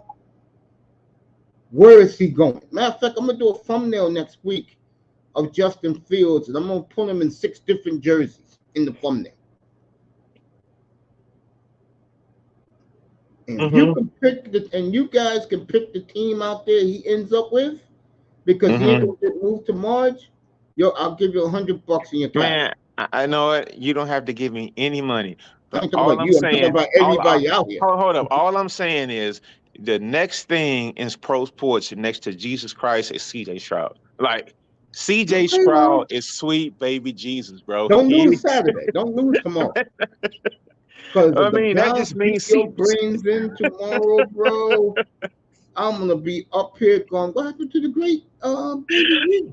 All I'm saying, sweet CJ Stroud is sweet. I forgot. He's in Cowboy Stadium playing tomorrow. That's exactly what I'm gonna say. Okay, I mean that's cool. But CJ, I get it. Man. Don't do it. I get it. CJ Stroud is sweet baby Jesus, bro. I mean, he loves the Lord. He loves Jesus Christ, and we gonna win tomorrow. So I mean, it is what it is. If we win tomorrow, it doesn't surprise me, bro. I'm serious. It wouldn't surprise me. CJ Stroud is having a hell of a run, bro. A rookie is doing that. A rookie. Yep. Sweet baby Jesus. Sweet baby. Hold on, mate. Sweet baby Jesus. Go ahead, call him that one time. Little Rock. What's up, Little Rock? Happy belated New Year, fam. He is the best quarterback in the division now. And next year, I will put him in my top 10. No question. Top 5, Mace. Come on. No, hold up. He's better than Dak, right? I don't know about that. He's better than Jordan Love. He's better than Joe Burrow. No, CJ Stroud is better than Joe Burrow. He is not better than Jordan Love, bro. Get the fuck out of here, bro. He's better than Joe Burrow and Jordan Love. He ain't, I hate to say this to Laro. Jordan Love is on a different level, bro. He is up there now. You wait next April 1st, everybody. My new quarterback rankings 1 to 20. Okay. CJ Stroud is sweet baby Jesus, bro. You can enjoy that, bro. But my boy got the total package. So I don't worry, and he's proving it right now when the money counts. Man, we'll see tomorrow. I mean, we got less than 24 hours. We'll see tomorrow. I mean, the Texans. I don't have nothing against your boy. I mean, straight up, the Texans are gonna blow the door. The Texans are gonna blow the doors off the Cleveland Browns tomorrow. So we'll see tomorrow. I'm not gonna lie. Like right down the street, like I'm in Council Bluffs, Iowa right now, at 40 miles down the road. Kansas City is fucked up right now. There is no way the Miami Dolphins are going to go in that building and win that game. No way, sir. Hey, don't lose that game, cousin. Don't lose that game. Come on, Houston. We waiting. I'm waiting for Jordan Love. I'm sorry to interrupt. hey, hold on. Wait about this. What about a Houston Dallas Super Bowl? A dream Super Bowl. What about that? Oh, I would love that. That would be so fly. A Texans Cowboys Super Bowl in fucking goddamn Vegas. Flood Vegas. We will flood it. We gonna fuck Vegas up. All these Texans up here. Yeah. I mean, if it happens, I mean, we would love to see it. And by the way, Raven, the 50,000 plus tickets to Dallas yesterday. They all flew to Dallas yesterday. I know. I hear. They had me here. Man, are you kidding me? You think, man? I told you, boy, it's about to go down. It's about to go down in D-Town. And Jordan Love, you gonna come on here and you gonna get locked in because we coming. Our eyes gonna be locked right on that little old pretty fake black man skin of yours. That teeth. I'm gonna go with Cleveland tomorrow. I'm gonna go with Miami tomorrow. Green Bay on Sunday. I'm gonna shock you, folks. It's that bad. It's gonna be that bad in Buffalo. I'm gonna take the Steelers on Sunday. Prescott gonna hit the field with red eyes. He gonna hit the field with red eyes. The Cowboys all gonna have red eyes. We coming for you, Green Bay. I know y'all coming for us too. It's gonna be a good fight. It's gonna be a Jedi Knight fight. I agree. It's gonna be a Jedi Knight fight. So I'm looking. I can't wait. Sirianni, if you guys haven't heard this, if the Eagles lose Monday, Sirianni's fired Tuesday morning. That is the word on the street. They lose, and I think they're going to lose to Tampa. He's fired the next day. So, Bill Belichick, by the way, eyeing the Cowboys. I said this to Raven. No. He said nothing but complimentary words about Jarrett and Stephen Jones. He can kick our ass. He is not working here. He is not working here. No. Don't put that on us, Mace. Also, don't put that on us. If Philly does lose Monday night, word is Jeffrey Lurie, who's from Boston, the owner of the Eagles, don't make a bum rush at Belichick and Nick Sirianni. If he loses Monday night, he's out of Philly. So you could have two NFC East coaches fired by Tuesday morning if they lose. Who do I give a better chance of losing? Definitely the Eagles. Definitely the Eagles. Eagles are just gutless. The 49ers took their manhood from them and they never recovered. Bill Belichick. Cowboys kicked them in the nuts the week after. Yeah. Right on. Test. Like I said, another platform today. I could see Dallas easily blowing Green Bay out in Arlington. Easily. Remember, Cowboys do owe the Packers a ass beating in that stadium. They do. Oh, yes, Jerry. Oh, y'all got it coming. I'm not a fool and I'm not a homer. I just tell you how I feel. Okay, I'm with Raven. Me and Raven agree. It's going to be a shootout Sunday in Arlington. Yeah, I mean, it really ain't about the QB. It's about the dang team. I mean, yeah, it's for the team now. It's personal. My mother said, I don't like those damn Cowboys. But you know what? They're playing against that motherfucker Dallas beat. My mother has such a hatred for Jordan Love. It's ridiculous.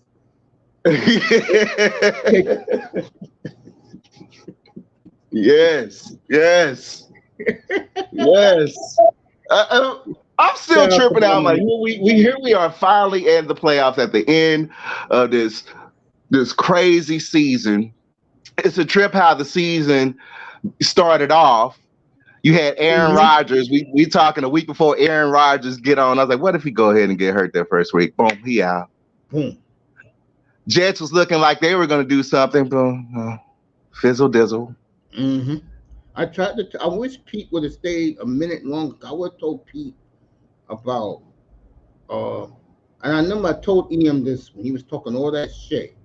Is week 3 is early. Well, guess what? It's playoff time, and the 2 best quarterbacks in the NFL are right there, folks. None of that crazy piece of shit. These 2 are the best in the business, and unfortunately, one of them is going home 7:30 Sunday night. Okay. And then on the other side of the coin, Yeah. you know, I should have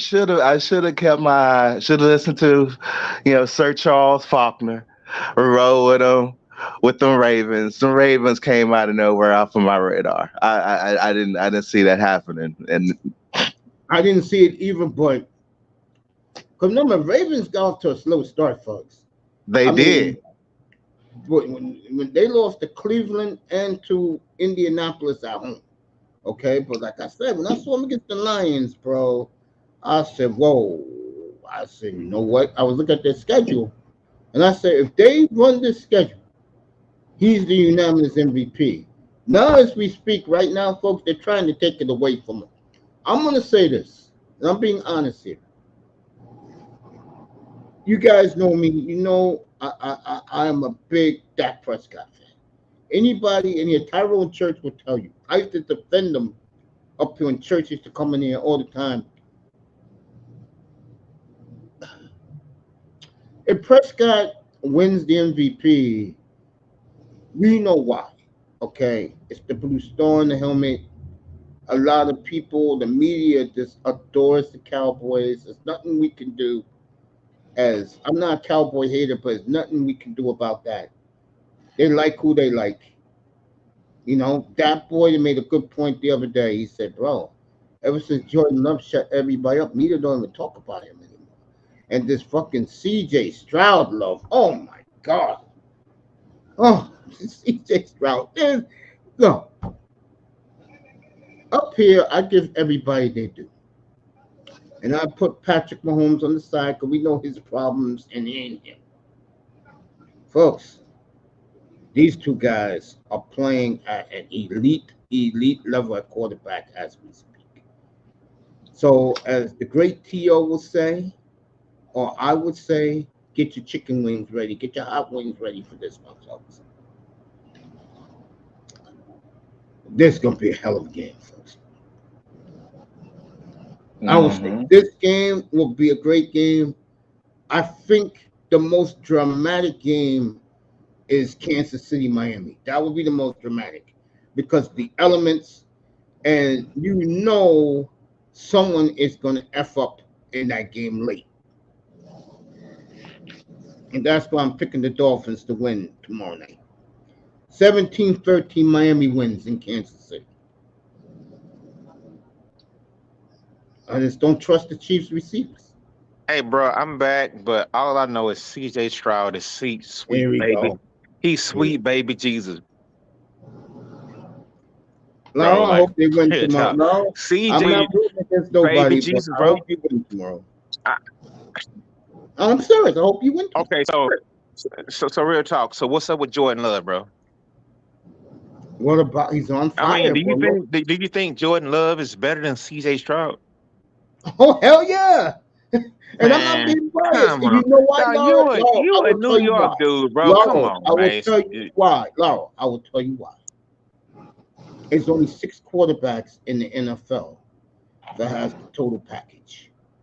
Stafford, and he's played like it. Love, he's played like it. We all know Mahomes and Aaron Rodgers, okay? Josh Allen and Justin Herbert. No one has the arm angles like Jordan Love, the way he throws the football. You just haven't been watching. So, Laura, let me prove my point right now.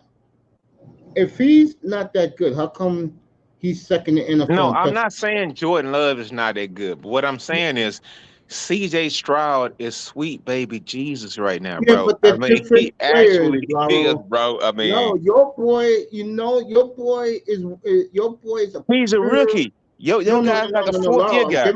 Laro, I'm giving your boy some love. Let me finish. CJ Stroud is something that I love in a black quarterback. And I wish more black quarterbacks was like Stroud And CJ and has two black parents. and CJ Prescott. has two black parents, unlike I Jordan Love, don't by want the to play way. the race card with this. Just saying, I gotta say it. Prescott and Stroud. What I love about both of them, they are pure pocket passers. And you don't see that with black quarterbacks, bro. It's nothing against Lamar, nothing against Jalen Hurts. I just don't like my quarterbacks like John Madden quarterbacks. I like my quarterback like Jordan Love that has the total package as a quarterback. The CJ Strouds, the Dak Prescotts who stay in the pocket. Man, It's no you know what? accident. You know what? Fuck It's it. I'm gonna say it right now. yeah, go CJ ahead. Stroud is the best quarterback in the NFL right now. I'm gonna say it right now. I don't know about that, Lauro. Man, I'm gonna say it right now, bro. CJ Stroud is No, the here best you go. quarterback in the NFL. This will end this argument. Since week 10, okay, since week 10, Jordan Love, 20 touchdowns, one pick, over 2,000 yards. Okay, I would like everybody to hit like, Thank subscribe you. to the channel. I mean, please, Thank they should. And if you feel the need to, please support the podcast financially. You know, because you should, because it's fly as fuck over here, and I we appreciate got that, Lauro. going on. Like, just go ahead and just support the platform. Like, real talk. Like, you should. I mean, Well, here but you I know mean, in the the people meanwhile, talking. we should also realize that CJ Stroud might be the best quarterback in the NFL in his rookie year. Like Put that vape out. he's like No, a he ain't. young Dan Marino, bro. Like, No, he ain't. Oh, don't say that. Not again. No. man, stop hating, bro. Lauro, hey, look. You know why? I mean, You know why? CJ Stroud No, doesn't even seriously. get garbage Let, yards, bro. let, He's let me earning say, everything he say gets, this. bro. Let me say this, and I'm being honest. I let Lauro go on and on for the bullshit he put up in here for 3 years.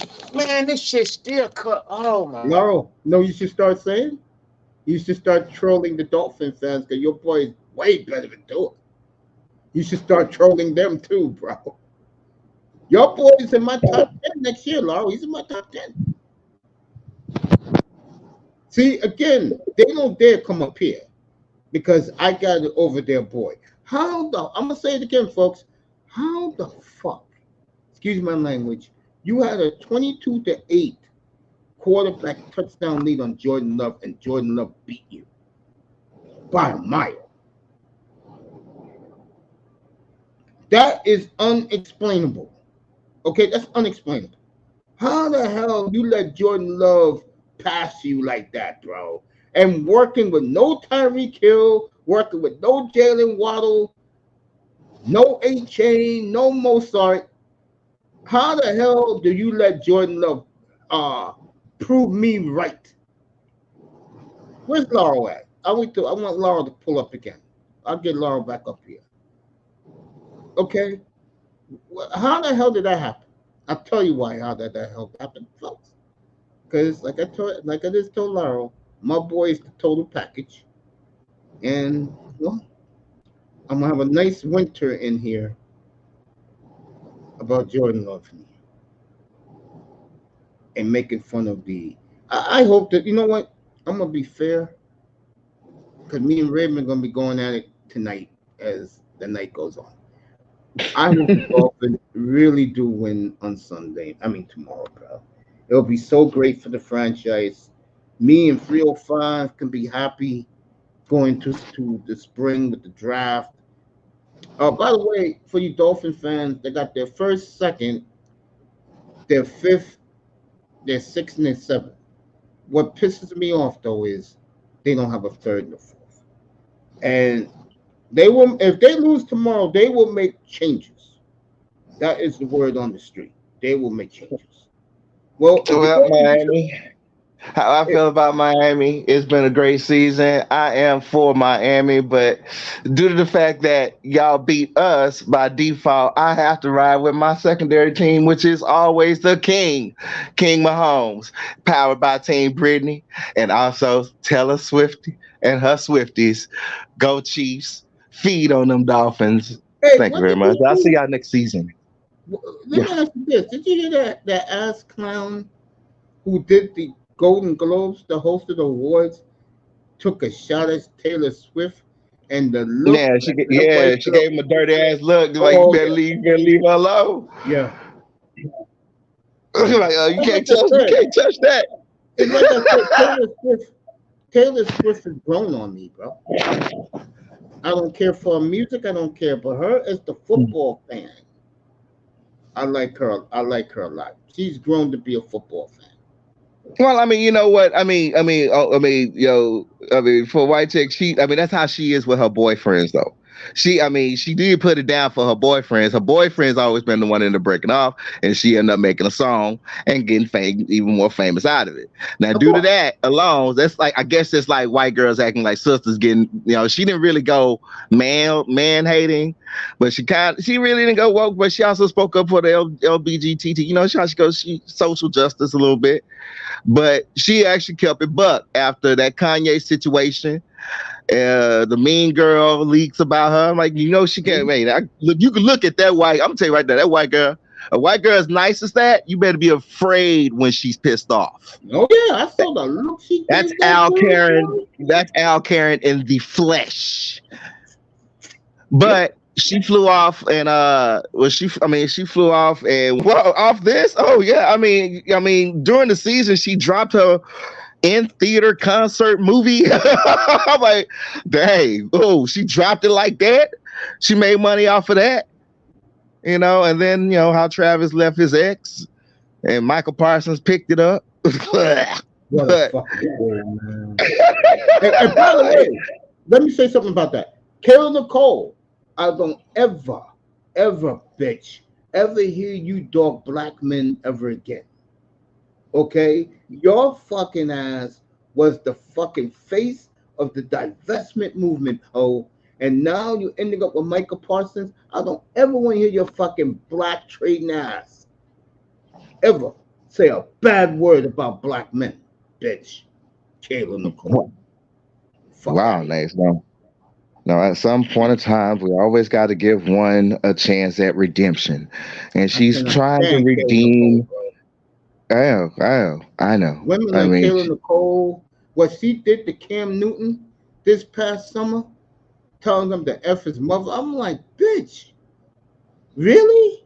And this is the same hoe that when Kelsey dumped her fucking sorry ass zebra ass was writing some goddamn poem for black girls. Bitch, get out of here, Kayla Nicole. And Parsons, I've lost all respect for you, bro. Because you could do better than that divesting hoe. mm, You could do better, nigga. yeah. You chose that leftover bitch. You taking Kelsey's leftovers? God damn, niggas can't get it right, bro. I think now sometimes the boost. Because that did boost his name around a little bit. Sometimes dudes will play that captain. That's what a captain will do. They'll go ahead and say, hey, you know what? I'll go ahead and take some of this heat off of you. We just pretend like we with each other, so the heat can just I smooth know you you was out, so you doing go that. on about your way. What's that chick that used to be with not Kirk Franklin, the preacher? Who was that chick? That's what Megan Good and this guy is now. Jonathan Majors. Yeah. So that gets the heat off of you. That's only. Mike Parsons ain't no stupid ass nigga, dog. I fucks with that. I fucks with my nigga, but I I'm do like too. I look at it. I'm like, that's the most stupidest motherfucking move I've ever seen a brother do. But at the same time, if you playing some type of game to bring your stock up, that's a killer move because that puts your motherfucking name out. That And put a star on your motherfucking back yeah, because you up there playing the captain. let me say this, Raven. You're gonna agree with this. So will 305 in the chat room. You don't think Megan Good is giddy inside, but she got a big black buck of her dude. She gets the protection. The dude don't need her money. He got money. okay, and she's with a big 6'3", 6'4" hulking brother that looks good. You don't think she's happy with that? I don't care who the fuck she happy. I still want to fuck her. Everybody want to fuck her. She fine as fuck I to don't me. remember. Me and Platinum had this fight argument. I don't give a fuck. Yeah, okay, I got some weakness. I don't have to be perfect. Hell yeah, I will fuck Megan Good. I will fuck Tiana Trump. I will fuck Lori Harvey. I will not touch none of those hoes, bro. I will even take the plunge to look at Leslie Jones naked. I know I'll turn to stone, but I'll try. I'll tell you again, and guys think I'm crazy with this chick over there. Kendra G, yes. Even Platinum was shocked how fine she is, bro. Kendra G got it. See, I look at her differently, but for you younger cats like you, Raven, Danica Marie, yes, I wouldn't do it, but guys like you would. Am I right, Raven? I mean, now that's one thing I just don't. I don't look at these women sexually. I do not. I mean, they fine as fuck, but I don't. I mean, that's not even. I don't even look at them like that. For some reason, I just don't. Yeah. Danica Marie got it, bro. I was watching her live today. She's married. Yeah, no, see, I wouldn't do it. I keep telling you. I look at me like a little niece. But I don't look at her that way. I always did. We have fun, bro. Yeah, she's one of the first people I used to follow when I was on YouTube. I used to watch her. I think she used to come every Monday or every Tuesday, Thursday, and Sunday, I think, back then. Yeah, I used to watch the Danica Marie all the time. It made sense. Yo, Dad, pull up, bro. 305 is watching. Yeah, yeah, bro. I'm right, bro. Nelly Monaco, no thanks. No thanks. No. Okay. I got it now. I got back up because there is. I mean, I guess there is a couple. I don't know if these females are in a sisterhood or not. I don't think they are. I think they really out of it, and they don't necessarily mess around the manosphere, but somehow, some way, they come up in the algorithm, as y'all say. What's her name? It's starts with an R. Riviera. Riva. Yeah, she's hot. Yeah, she's interesting. She's interesting. Yeah. Very interesting. Yeah. If I was your age, yeah. Me, my age, no.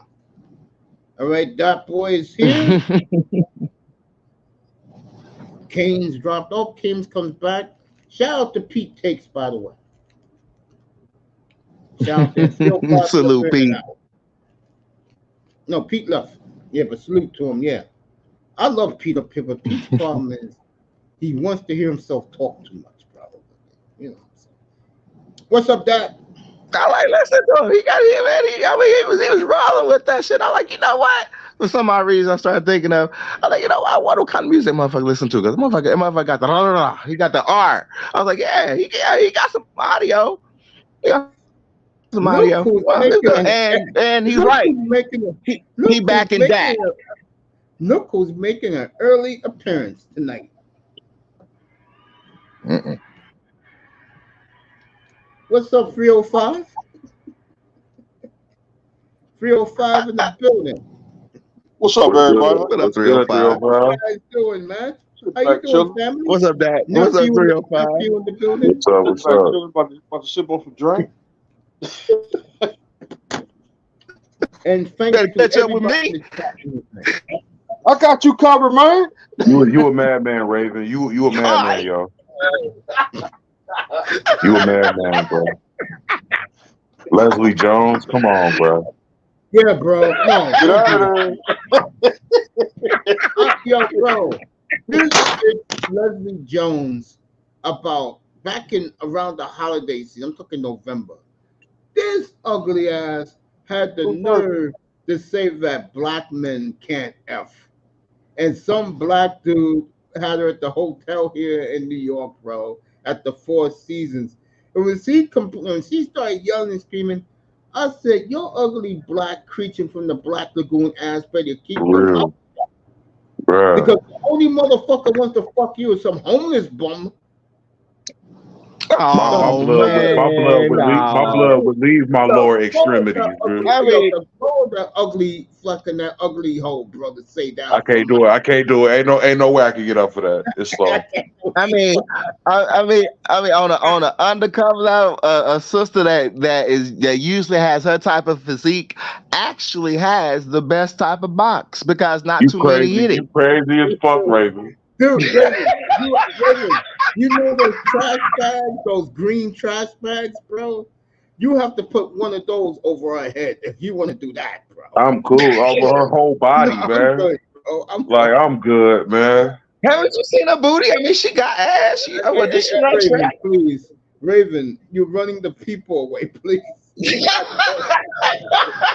All right, I'm just joking around. God, But on the flip side, I do pledge undying allegiance to Six. So shit.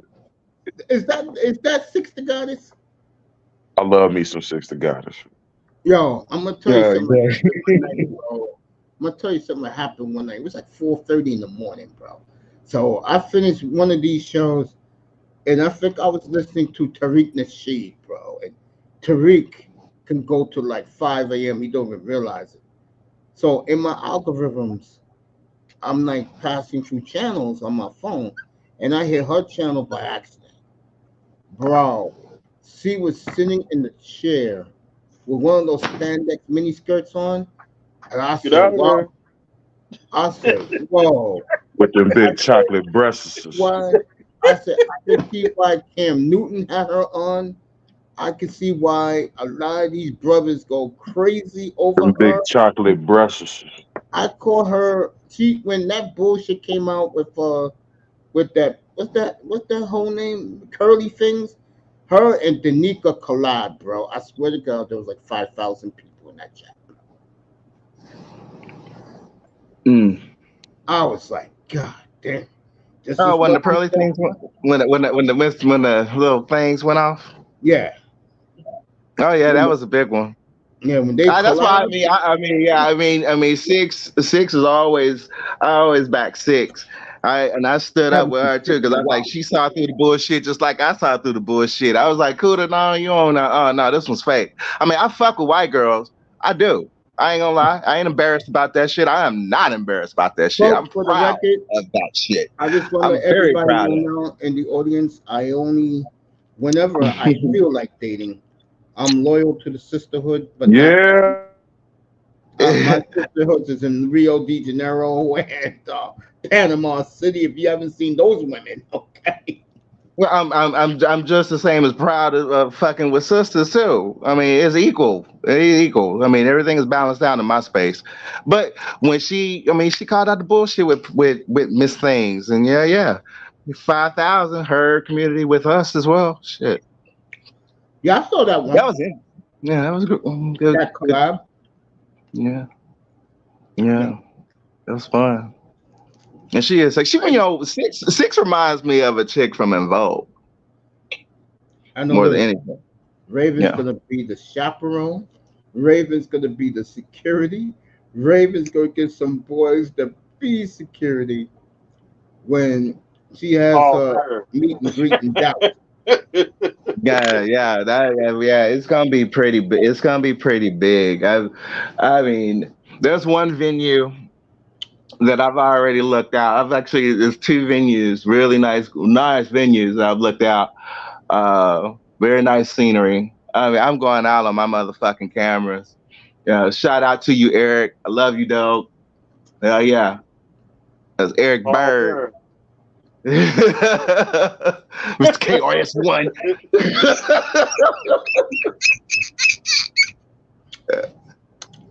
Mr. Miami's popping his bottle already. So I mean, if it goes on. We get it all planned, or I mean, there's so many places now around here, but there's one that I have in mind. I can see what she wants to do. It may. I mean, because we're at 167,000 subscribers and growing, and then the Patreon just launched. Patreon is like over. I think she's already well over 300. I gotta look.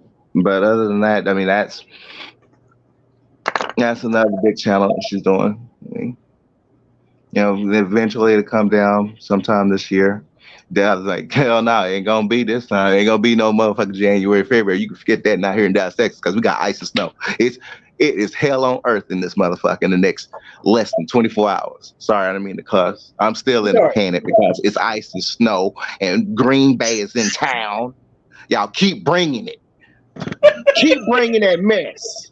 You keep doing it. You trigger the fuck out of me. Green Bay.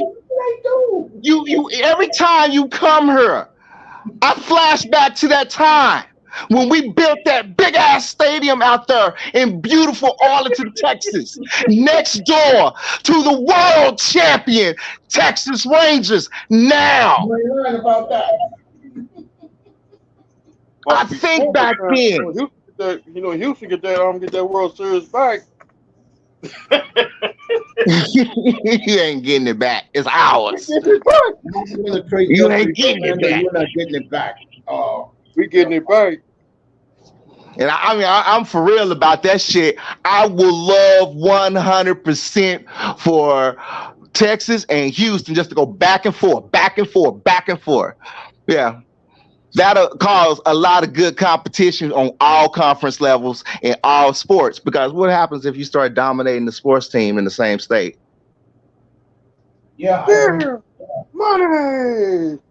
I'll say this right now. I'm that serious about this. Cowboys fall short this year, and the Rangers win this year coming up. The Heat is going to be turned up, bro. Down there. Oh, hell no. That Heat in North Texas is going to be an inferno. It's coming back to South Texas. It's gonna be hot and it's gonna be damn near. It's gonna probably feel like 80, 85. I mean, that some bitch can get up. I mean, Jared. I love you to death, Jared Jones. Jared Jones, thank you. It's no like matter what happens out of this, thank you. It's like here in New York, bro. It's cool. It's cool. Let's say if the Brooklyn Nets, if they would have KD in them and won championship, that would be cool. But there'll be a lot of New York NBA fans will be pissed as hell, bro. Going, how the hell they can win? The Knicks can't win. But now that Brooklyn's back where they belong, when the Knicks are playing good basketball, everybody's happy. And St. John's, by the way. There you go. Mm-hmm. Hey, Raven, what you know about this? What's up? A cigar. Oh, you got a cigar? I got a cigar. I got a cigar and I got a vape. I got a vape. See, I got an Elfmont cigar too. I got to thank my Philadelphian Eagle influence for finally getting me on vapes. It's actually helped, but I got a cigar too, man. Hold on, I'm gonna light it. I'm gonna light it as further as I see our temperature drop outside. What, you don't smoke cigar, family?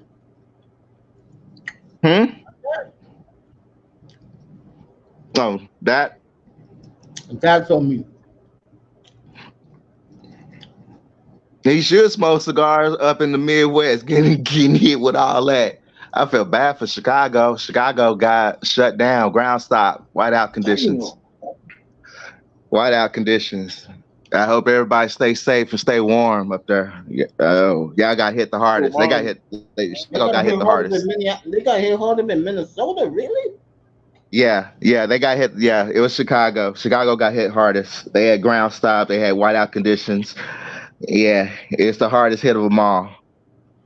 Hey, Coach. That's being monitored all night tonight. Yeah, what's up, family? I talked to Mom today. How's she doing? She's doing good. Well, she said it's super cold up in Missouri. It's like Alaska. Good. There you go. My prayers and everything to your family, bro. But she said she ready to move. She just loves it out there, doesn't she? Nah, she said she ready to move because it's cold.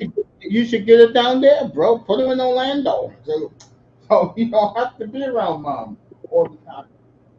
Or put her I don't know, man.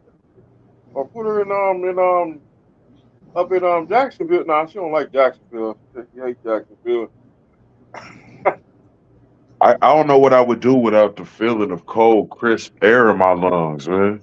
But I really don't. Like, I mean, that put it out. They don't know what that is. bruh, They don't know what that is. I just don't know what I would do without that. Like, for real. It's gonna be 10 degrees here on Monday morning, bro. Damn. It's gonna be 10. The snow coming Monday night, bro. Gonna be 6 degrees, and I wake up on Tuesday morning. They don't know what it is, right? They don't understand. Shoot, I seen snow this year. Snow and That boy, they don't understand. Wake up in the morning, do a 2.5 mile walk at 6 degrees. And that you get that, you feel alive with that winter air, like just breathe it in, like for real. They don't know what it is. Hey, that boy, I went to Missouri about 2 months ago. Yeah. And it was like 14 degrees, and then it was snow on the ground the next day. It was Right. like on Thanksgiving, after Thanksgiving. You didn't feel that cool air in your lungs when you went outside? Hell yeah, I jumped back in the heat. I jumped back in the heat. Put on a pair of Oh, gloves. shit. Shit, we had we had hailstorm. We had hailstorm a little bit overnight. That went through real quick. And then this morning, I got hit with 25 to 40 mile gust winds. And I mean, that cold Arctic wind, it was weird because I actually went for a walk late last night at 3. And I mean, it was still warm. Yeah, it was. Yeah, I had a lot of energy last night. Shit, I'm hyped for this damn emergency because y'all in town. Yeah, see, I'm like Godzilla. You know, my senses is going butt shit crazy right now. So I'm like, yeah, it's 3 o'clock. I got guns. I'm like John Wick in this bitch. All right. I went out for a walk, and I mean, it's warm. You can feel the pressure. I mean, if you're in the weather, I'm a Texan. I got to be because of tornadoes. Yeah. It's nice to feeling because I mean, that's why we are so accurate when we know when the shit about to hit the fan. Yeah, man. And when we got these vermin Green Bay Packers up in this some bitch. Yeah, shit happens. But Buffalo is getting late tomorrow night. And all day Sunday, we will get it Monday night and Tuesday. That Green Bay evil poison. Mm-hmm. Poison. Yeah, Arctic poison. And I like cheese. Like that legal injection poison. Yeah. Let me go take my split. You guys can talk. I'll be back in like. Guys. Nuts. Yeah, it's on its way. It's on its way. Hey, if you feel the pressure. Move to Miami. I mean, I remember Miami as a kid. I remember a lot of Miami as a kid. I always thought about that while I lived here in Texas. I was like, I wonder what it would have been like if I would have stayed there. Yeah. Shoot, come on. I would have became a nigga like that. Just stay away from the alligators. Oh yeah, them alligators would have maybe I would move. Now actually if I would have been more like I would have been like called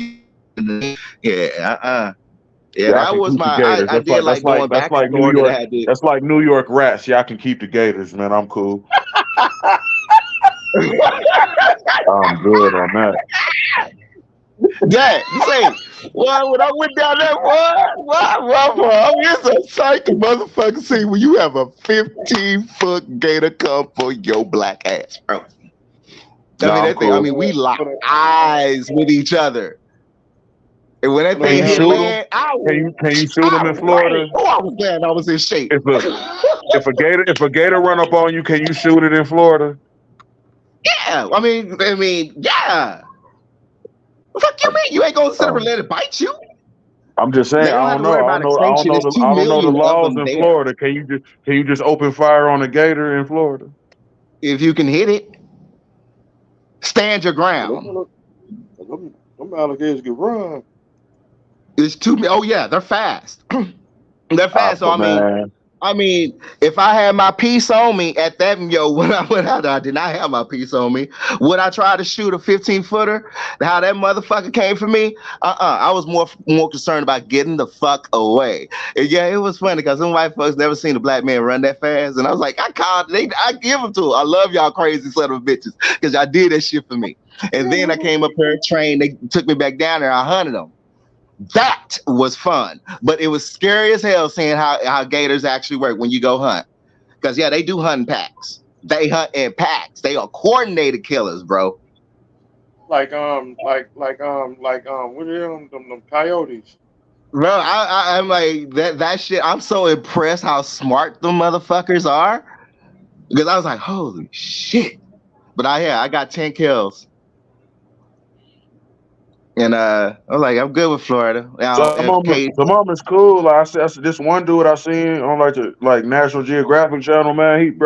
This one gator like swam to the boat and like put his head on it. He was petting it like it was a dog or something. I'm like, what? This shit was crazy. You can. A gator you can domesticate. Now, croc you can forget that shit. But a gator you can domesticate it, and yeah, they will come up to you. They know you're there. And the thing about it, when they approach you, that means that that's how you can tell one that's been fed by humans. You don't feed it, because those are the ones that come towards you. Those are the ones that immediately indicates that someone has fed it. Because once that thing gets a taste of your blood, you through. You done. Yeah. Like you forgot they got that. Like you forgot they got that. They got death roll on you. Yeah, I wish Lil Cheryl was around. I know she probably in this because did you hear about the 33-foot python that they found down in Brazil? Oh, and yeah, alive. Oh yeah, they found it. It was at a construction site. 33 feet, 880 pounds. You can actually look it up on YouTube now because it went viral instantly.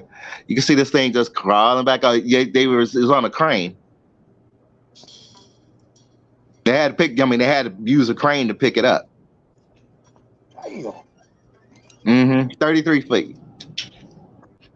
There are some gators. I want to say either the great. No, I think the croc. I think the biggest croc is like now at 33 feet. I think the Nile crocs are at 33 feet. You won't know Nile croc. Now, in Florida, from what I recently heard and read and studied, job duties, not only y'all got regular gators down there, y'all also got crocs. And from what I understand, I guess that went down in the Everglades or some shit. Y'all got maybe y'all may have 1 or 2 Niles.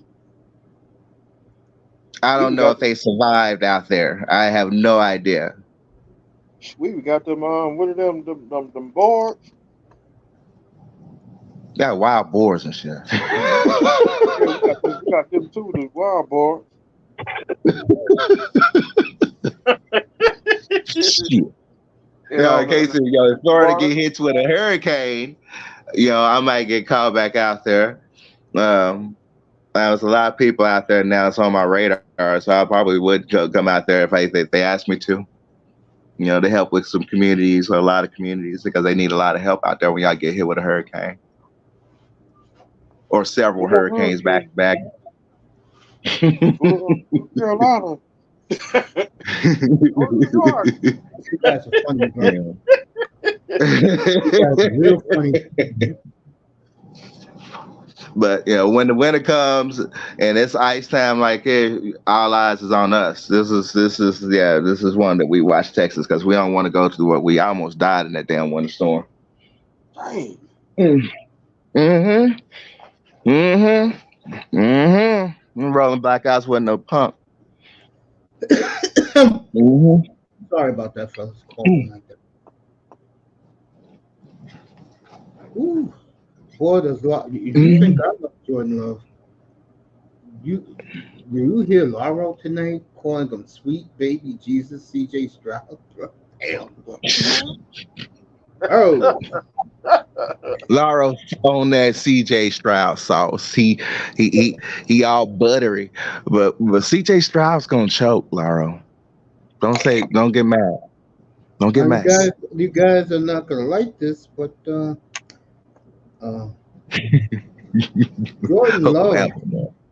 Jordan Love helps a fan stuck in the snow and get a car out of the snow today. Oh yeah, Jordan Love. He saved a bird from a tree. Jordan Love. See, Jordan Love tied a ribbon across the tree to save a tree. Damn.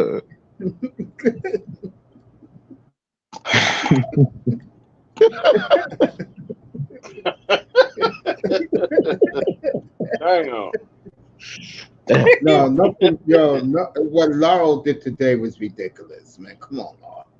I mean, the quarterback's good. I had to give it repeat. I had to give it repeat.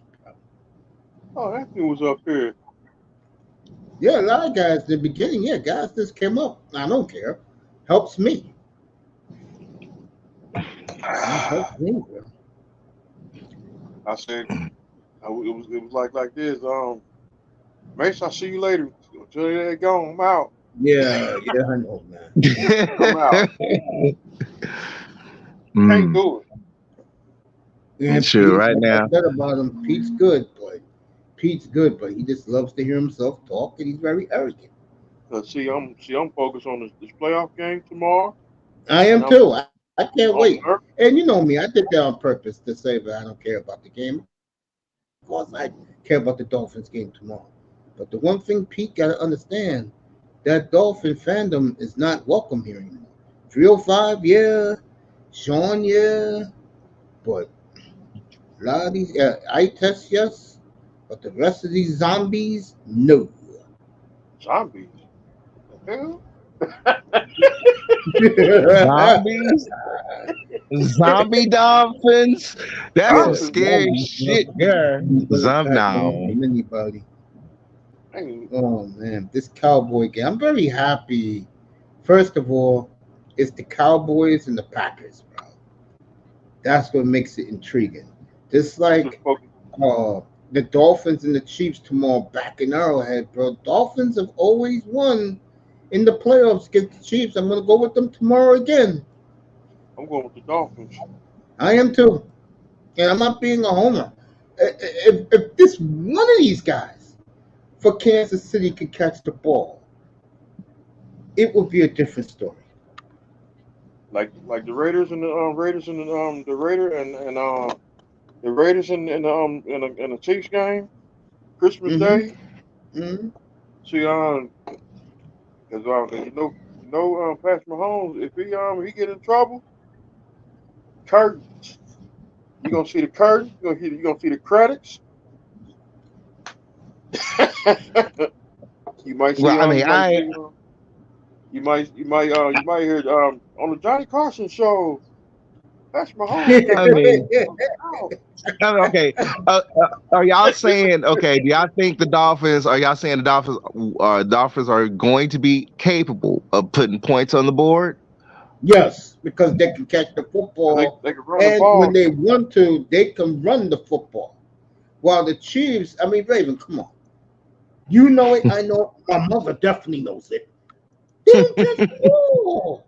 It's gonna be -38 tomorrow. It'll be worse than that tomorrow. Oh my! I'm gonna tell you right now. I'm not joking.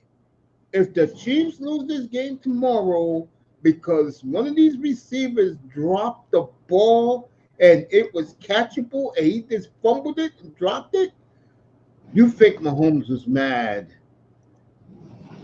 against who they lose to that game? Oh, you thought he was mad against Buffalo. Can you imagine him all night? Brittany, you better get the car ready. If he loses, drive him home. He is not stable enough to drive when he's angry, bro. We've seen the true Patrick Mahomes. And you know what? I give him a complete pass. Yeah. But the biggest mistake he made, and it could come back to haunt him tomorrow night, he lost all favoritism from the referees, bro. And when you are the biggest star in your sport, LeBron James in the NBA, when you lose the privileges you get as being the money maker for your league, you're fucked. You are effed. Santa Claus. Yeah. Yeah. You don't think that GM Brent Veach is happy what Mahomes did? Now he lost his quarterback privileges. And when the head of officials come out and say, no, we ain't gonna take care of him no more.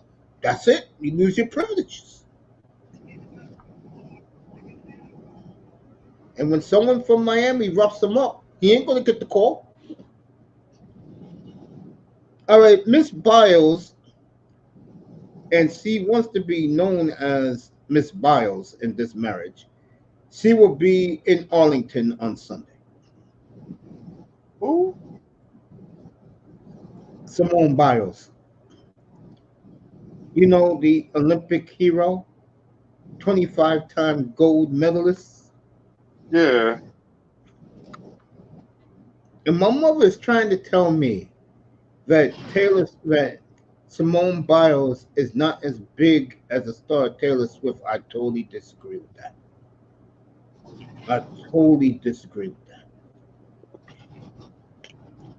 Hey, Ray. I don't know about Biles, but Sweetheart got more medals than Michael Phelps.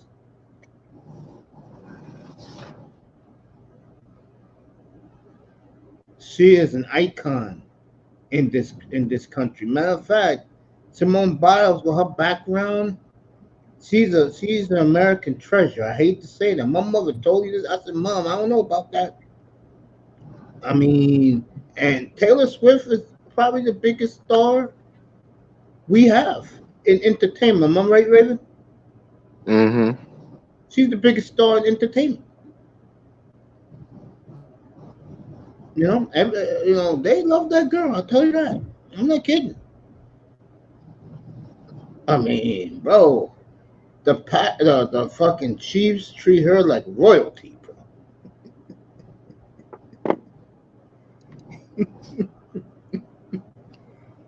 That boy's too busy checking out what's our girl name? Dad, you talking about 6? No, I was talking about Taylor Swift. Really, that's not my people. No, I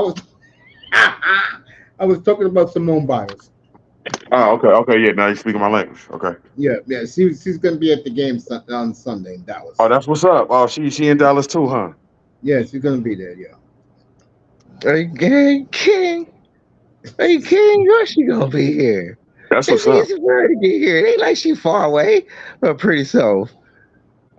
Who? Simone Biles? Yeah.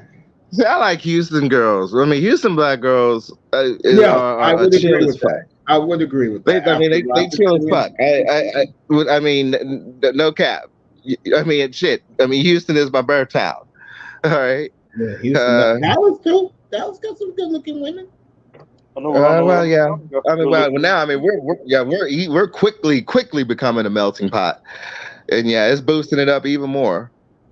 Well, New York, on the other hand, you definitely need a muscle for New York women. Damn, you guys are not laughing. On the inside, I went to New straight up and York down. one time. I don't got peoples in New York necessarily. I got a couple, but we talking about the East Coast. Like I got a lot of peoples in Jersey, and Jersey girls, man. Philly girls used to be nice, but they changed now. Back in the 80s and the 90s, bro, Philly had the women, bro. I know Houston got some fine women in Houston. I used to always run down to Philly. In Get me Dallas. some pretzels, some tasty Yo. cake, bro. I mean, I've only been in New York once, and that was Y2K. I always like the chick New Yorker accent. I like that shit. That shit is a turn on. That shit is like a ring to my That fucking was a ears. different time, Raven. I know it is. I know it, and you know why? Yeah, because that was all in the media, movies, and entertainment, and it was that part of that lifestyle. Those The were the studio. good old days when the women were healthy, fine looking, wearing curvy jeans, wearing Timbs. Well, I still like Yeah, that New man. York accent, and then I New also York, like that they're not Baltimore like accent. those hoes about wearing Uggs, boots. And Angela Simmons got a strong New York accent and shit. That shit sexy as fuck for real. It is sexy as fuck, bro. For real, it is. She go with that one dude. What's his name? Yo Gotti. Yeah. I mean, this shit is sexy as fuck. It really is sexy as fuck. You know what? I remember when what's his name? Because me and my mentor in the adult world sat back during a meet and greet. We were discussing, adult filmmakers. Cameron, when he had a line, because he dropped some of his freestyle throughout his line. When he did some, his line was actually this shit was big successful for who he was as a rapper from up there. But he would, it would be local girls from New York, and and the Bronx, and the boroughs and such, mixed in with Jersey girls and such. That accent is sexy as fuck when they use that shit. I mean, now down here we'll have our Texas girls like a motherfucker, so this is what we get. And you can also go to Oklahoma and find that up there as well. But this is just the way we talk down here in the South. I hear you though. I wouldn't want to listen to him all day. I'm cool on that. Yeah. Damn. All right, Jordan loves shoveling snow today. Oh God. But Texas, we got some Texas Rangers. He don't even worry about shoveling snow. He gonna get some snow right in his face. Oh, you gonna get that shit. You gonna get that shit coming out of Cowboy Stadium, Mr. Love. Oh, you gonna get it. You gonna get that. You gonna get that freezing rain, bro. If he wins that game and puts up big numbers, he's gonna become a legend in NFL lore, going to Dallas and beat them. You know that.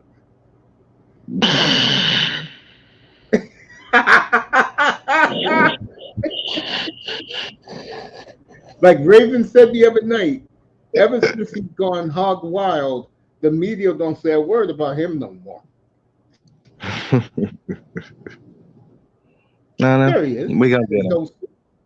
There he is. Oh my God.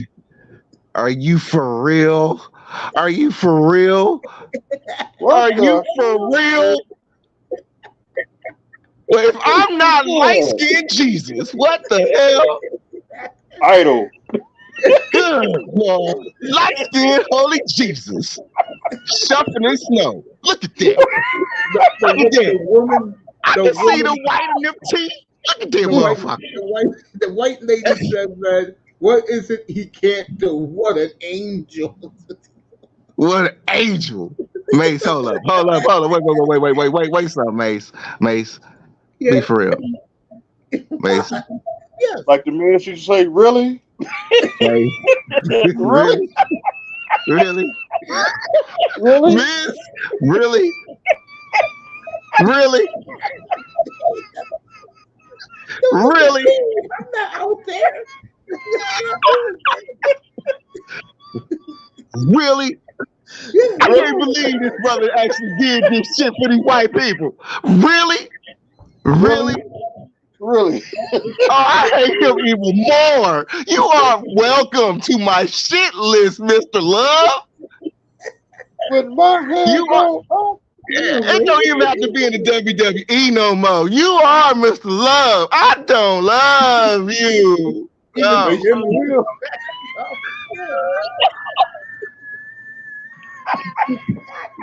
Oh, golly. Yeah, cover up that nigga face.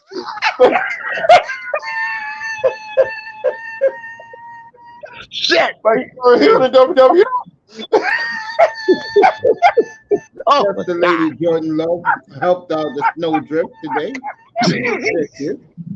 Oh shit. And the woman said, "Oh my God, Jordan Love helping my niece out the snowdrift. What can't he do?" Yeah. There he is. I can see Mace. I can see Mace hit people here with a suitcase.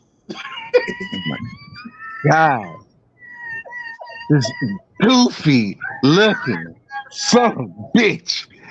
Please, Cowboys beat these niggas. Please beat these niggas. I can see Mace signing with Paul Heyman. Please, dear Lord. My name is Paul Heyman. Mace, sign with me.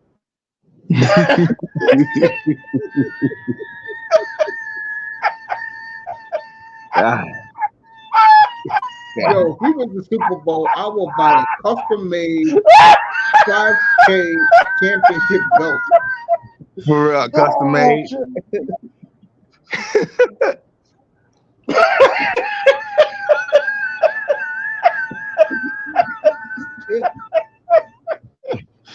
Oh, something magical about this young man. I'm feeling I'm fourth coast, so it's the fourth playoff ride with this boy. If he wins on Sunday, then whoa. Yeah. Why is Mr. Miami laughing so hard for? What happened, Bill? I hear you cracking up hard. Paul Heyman. Coach Mace signed with Paul Heyman. All right, Jordan Love, the second half of the year. All right, this is Jordan Love. That boy, listen to this. 196 completions, 279, 70.2%, 2,150 yards, 18 touchdowns, 1 pick, a 112.75 ranking. He has been the best quarterback since week 10, and nobody's close. And like I've been saying all along, that he is just so wonderful to watch. I'm not Laurel called Sweet Baby. I think Laurel's gonna be in for a big disappointment tomorrow. Woo! Hey, Raven. If FIFA so he's. I'm just now really noticing it. So he's really close to Rodgers. Damn, Yeah. And Rodgers is taking full credit. You know, I could see why the Jets are mad at Rodgers, bro. How the hell? So, I'm sorry, Mace. No. How the hell do you go to the Jets? And because the seasons are washed, now all of a sudden he's taking him and Brett Favre. Let me go find that. Matter of fact, I'll leave you guys alone about it. We'll talk about that soon. I don't want to bore you guys. Brett Favre. So what? He needs 250 yards, and he'll surpass Rodgers in this game. No, he's past Rodgers already. He's way past Rodgers. Okay, I was wondering, was that like his current stats? That's him the last 8 games. The last 8. What I just told you. Okay. 18 touchdowns, 1 pick. No one's playing close to that. Nobody's playing close to that shit. But we're gonna pick his motherfucking ass. We're gonna pick his ass, pick his teeth. I don't care. I don't care about no Jordan Love stats. Put up Dak stats. Let me see. Why don't you put up Dak stats for a minute? Who? Dak stats? Yes, sir. You what, the last 8 games of Dak? Yeah. Let's see how bad them losses hurt us. We know Dak threw 4 touchdowns on Sunday. This past soon, because we see you during the season. Shit, We're that, gonna get, we're You gonna wait get till like Miami gets the done. Pride family. You I wait hope till I hope Miami. they go in underestimating them. Hope that just go ahead and shut out. Just if he shut out, all right, yeah. But still, Mike McCarthy is scared to death of this game, bro. he don't need to be. He don't need to be. Didn't Bill Yeah, he Belichick do. get fired yesterday? And didn't Bill Belichick praise the Jones family?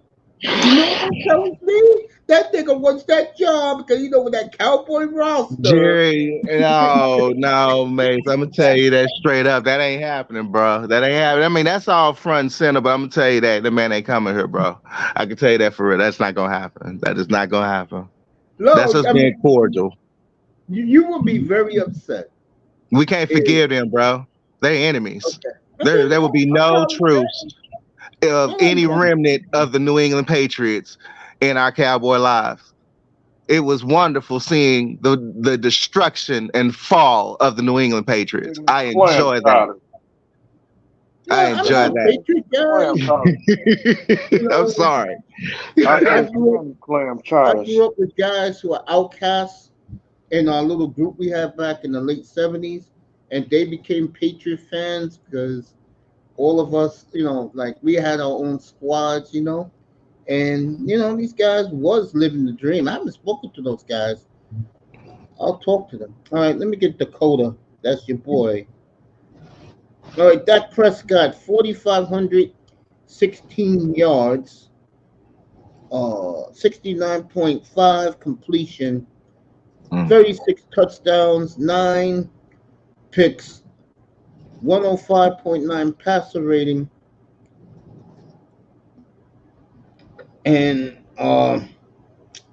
again, this was another quarterback that, and I don't mean to whip on the guy. I know Ravens about to laugh right now. I'm about to say it's another guy that through week 6 was handcuffed by the coaching staff. And I said to Raven up here, when they come back for the bye, you're gonna have to put the ball in Dak's hand and unleash him for you guys to get where you want to go. It's very funny that Dak is another quarterback was way behind the golden pineapple guy in Miami and way surpassed him. Gee, I wonder how that happened. I wonder how that happened. Gee, did I miss something between week 7 and 18? And my whole winter and spring and summer set that love past him. I'm never gonna let the Dolphin Tour fan live that down. That's not gonna happen. Not a Tula fan. And to hear Pete tonight, well, it was the third time I heard you, Mace. Don't worry about how I support. Okay? You stop showing your hatred towards their quarterback. I don't hate Tua. I just don't like him. But I do give Tua his due. I give him his due. I'm a Stephen Bird fan. I know you love Steve Bird 305. I know. But there you go, Raven. Your boys had a monster year. Your boys had the best year in the league. And sorry, brother. Yeah, he has. Raven, he your backup quarterback, 93. I feel like I'm your backup quarterback. I can't say his name. Damn 305. I get to it. Nah, Raven don't like him. I like him. See, he used to be the Hurricanes coach. I mean, the Hurricane quarterback in '84. Champion, Super Bowl winner. Before Bill Belichick. You talking about Kozar? Yeah, he is talking about that. Fuck that nigga. I like him. Yo. He got a free fucking ring. Kozar's my nigga, bro. I don't give a fly fuck. I know. I ain't forgot that. I mean, because y'all said that. I mean, you think I forgot that name? I gotta get his cowboy jersey. Yeah. I'm gonna get his jersey. But it still was a free ring. It still was a free ring. Love that dude. I feel like Troy Aikman. I feel like Troy Aikman. And Emmitt Smith. He got us one. He likes those Cowboys, Raven. I Real didn't talk, like. right I there, didn't like. Ken. I didn't like. That's what I mean. I knew that was gonna be a short stop. Fuck out of there. Aikman went No, through so much to get us where the fuck we needed to go. there you We go. ain't had a hard. I mean, Dak is out. Dak and Romo, fair game. Romo did try this shit too. Romo didn't come up with shit though. Romo got Well, the let best me deal ask out you of a all the question. motherfuckers. Let me ask you a question. Do Hmm. you honestly believe Roma held you guys back? Yeah. Okay. Now I'm not gonna argue with you because one thing I realized, and this when I used to be gung ho into the NFL back in the 21st century. I'm thinking about like 15, 16 years ago. I really believe Tony Romo never got over that fumble in Seattle. He never got over it. Hey, coach, who do the commentary tomorrow? Yeah, I am for both games. Yeah. I'm talking about who do the commentary on Peacock? Let you know right now. I No Tony believe it's Romo. Tarico. I believe it's Tarico and Collinsworth. But Hell no. Collinsworth was spotted today interviewing C.J. Stroud. You're I gonna don't see like that in the Collinsworth. pregame show tomorrow. I can't stand Collinsworth and the other dude. Got radio. Tarico. Yup. Speaking of that, Pete brought up a man who I don't like. He got me pissed off tonight. Bring up Pete Prisco, and you guys know I don't like Pete. Because me and Pete Prisco's had a couple of run-ins back in the day. Can't stand him Um, either. I don't listen to him.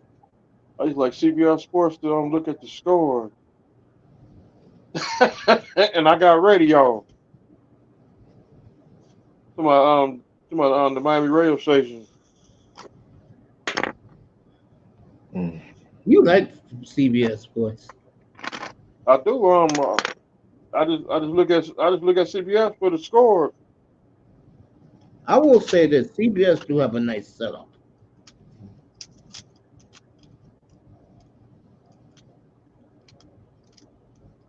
I'm not a Frisco fan. It's like that with JT the Brick. Oh, well, he's the one who made me leave Satellite Radio. I stopped listening to him. I stopped listening to JT the Brick because he a traitor. Gonna go to the Raiders. Because he's in Las Vegas. Yeah.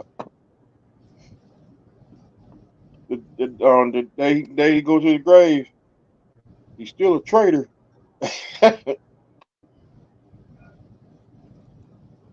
Well, at least you know this about me. I I'm can not do it. selling us out. Damn, I'm even picking us. I gotta I go to a building. Hey, I'll say it again. I'm gonna have fun with me and Raven, bro, this weekend, bro. This is the type of shit I like. Me and Raven's all in good fun. Dallas wins. I tip my cap to Dallas. As long as my boy don't get destroyed out there, I feel I will be very happy. Raven, that's my brother. We brother and we color in the high five. Holy shit! Wow. Okay. Yeah, just looking at something that's going on across the world, like we're striking again right now. Oh, they're doing an airstrike right now. Yeah. Yeah, man, it's crazy. We That's ain't the fucking world we around. live in, man. We ain't fucking One around. thing I would say for every I just got in the mode. I started listening to that staff sergeant that got the Medal of Honor. Listen to part of his speech because they actually added a nice, good track to that. Got back into my patriot spirit because we got to get ready. It looks like it's here. A chance of it, real good chance of it. They say 24 So things are gonna change. In yeah, just this so year, people say it's gonna change. oh yeah, so I mean, what everybody's on, their talking points in the sphere, as Mm-hmm. when the men have to go ahead and deploy, we're gonna be back in that state. So, the men left around. One, it's about to be a playground. Ooh, females about to be desperate. No, I'm just saying, hey, that's why SBM passport, bro. NBA tonight, Clippers are blowing out Memphis. Spurs blowing out Charlotte. The Heat winning by 4 over the Magic. Portland again down 36 to the Timberwolves. Golden State beating the Bulls. Get your passport. No one cares about Utah. Philly destroyed Sacramento. And the Rockets ran. I know the Pacers destroyed Atlanta tonight. Pelicans and Nuggets in about getting ready to tip. That is the NBA. So, yeah, man. I mean, it just puts life into perspective. What you just said, Raymond. Mm-hmm. Yeah, sure does. But it is what it is. I mean, regardless, we're gonna have issues here with the United States of.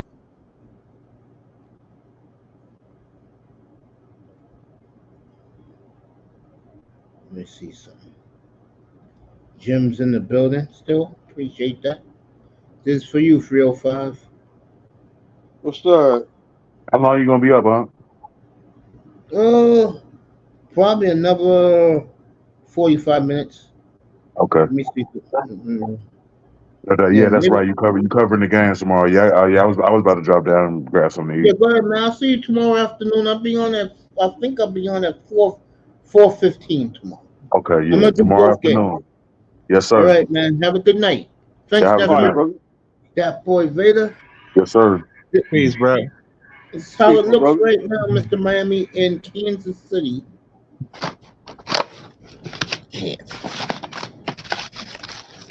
That's how it looks right now in Kansas City. Hell no. No. Now, take away that, drop the temperature to -6 at kickoff, and a -38 wind chill. Good luck with that tomorrow. Good luck. Good luck on that. My mom said it's super cold. Mm-hmm. I'm talking about cold. I'm talking about. I agree with you. It is that football's gonna feel like a center block, bro. That ground feel like a cement.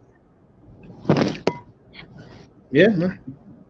Take this another half hour, 45 minutes. I'm going to bet, bro. I'm finna drink. See, the tailgate. DJ Cooler got a birthday anytime now. So does China White. Happy birthday, Sister China White. Yeah, so when I find her, I'll hit her up. I'll just say happy birthday to her. Next time she's live, I'll do it. No, hit me up today. You guys think I don't have juice? No, hit me up today on Instagram. Believe it or not. Ooh. Melody. Who? All right. Mm-hmm.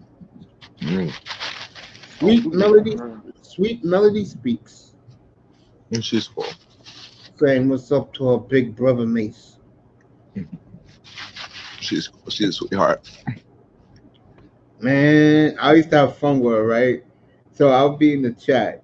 So I go to her, because we used to always be in Game Changer room. And I used to go to her, honey, did you have to cause a traffic accident today on I-74? And she's like, I didn't mean to. I used to fall on the floor, bro. Yeah, Melody's funny, man. She's great. Love you so much, baby sis. Love you. Yeah, she's sweet. She the only thing that look good in the Philadelphia jersey. Oh, she loves the Eagles, bro. She the only thing that look good in Philadelphia Eagles jersey. Other than that, she's in South Jersey, Very, very, very, very nice area. Mhm. And see, roots for all the Philly teams, Eagles, the Phillies, the Flyers. Pigeons. Man, I gained a whole new respect for like 15 years ago. Kelly Ripa, bro. And like Kelly Ripa's a big. She's from that area too, where Melody's at. She was a big, big 76er fan, and she remembers 1977. When she was talking about that shit to Regis Philbin, I swear to God, I dropped my lemonade. And I said, "Girl, you remember that torture?" Hey, I just get mad because I go back memory lane. I'll do a little of that tomorrow night before the Dolphins keep looking. I'll talk about 71 Christmas Day. I remember that game happened. I had the measles. I was on my mother's couch, covered up, I was 1 year old. and I was just looking at the game because I just know Flipper wasn't white. That's I used to call the Dolphins Flipper. I used to love Flippers. And Coach Mason picked me up. I know you're gonna say shut up. You guys are too young. I think Mr. Miami remembered this. Raven, you were a little bit too young. Remember Miami in the days that like 1:30, 2 o'clock in the morning, the TV stations would go snow. Yeah. Let me tell you, you're gonna get mad even more, Mr. Miami. When the Dolphins arrived home, they showed it everywhere. 3:30 in the morning, bro. My mother woke me up for it, bro. Dang. The plane landed, and everybody was chanting, "We're number one.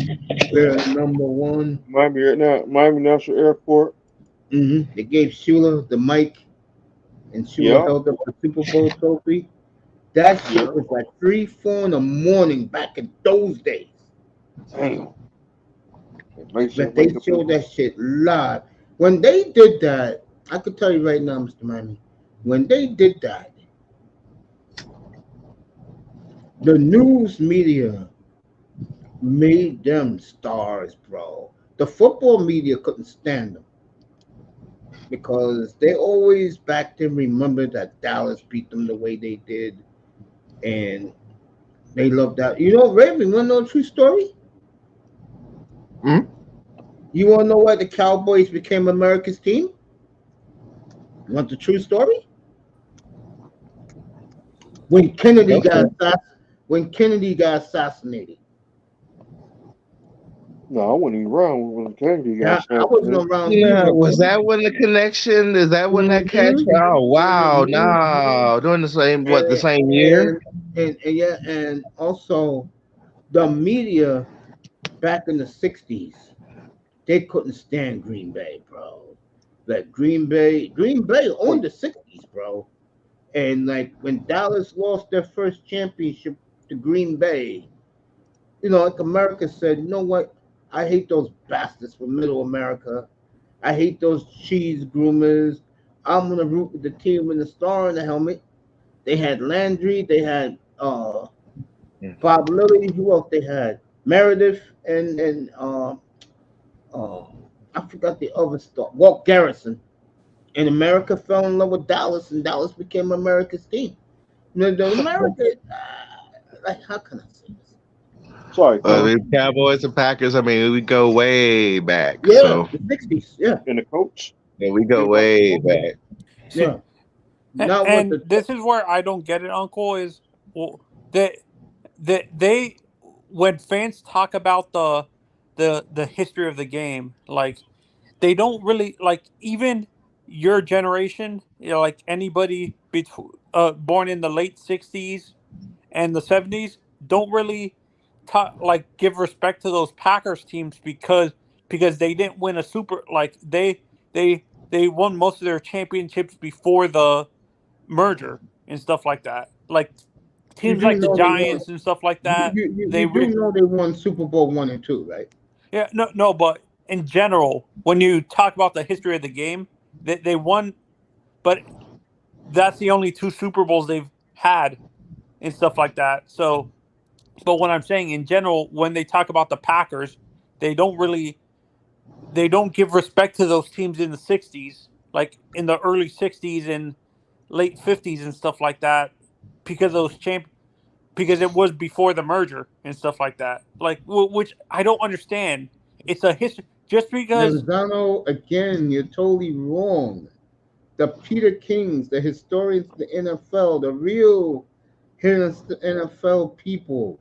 Green Bay is the supreme franchise of the NFL. I'm talking about my generation. My generation. But Manzano, no one cares about your generation.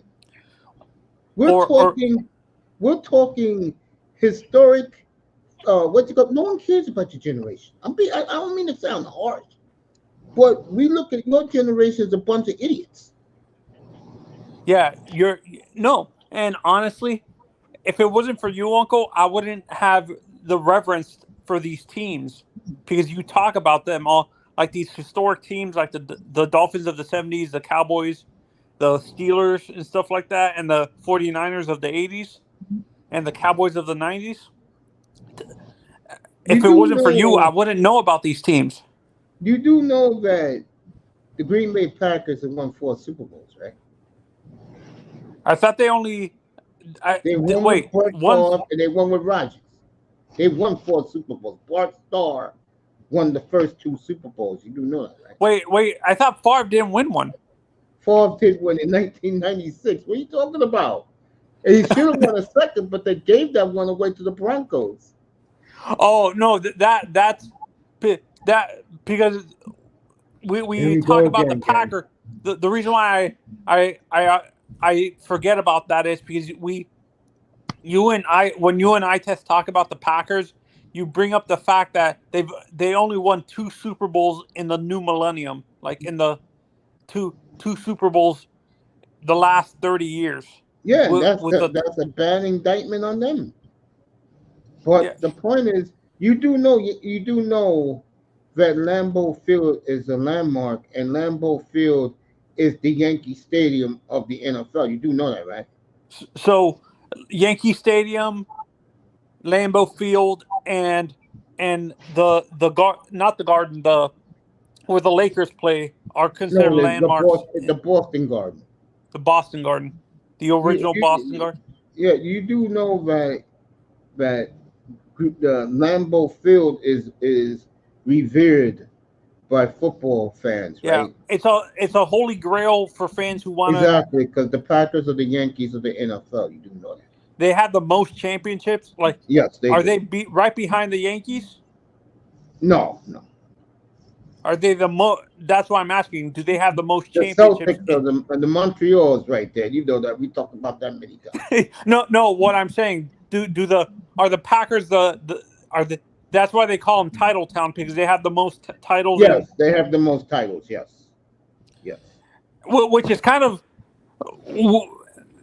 you would think my generation would give like anybody in the 80s, like late 80s, 90s would actually talk about that, but they consider the Patriots Title Town because of the amount of championships they have and stuff like that. You do know that nationally the Patriots don't exist, right?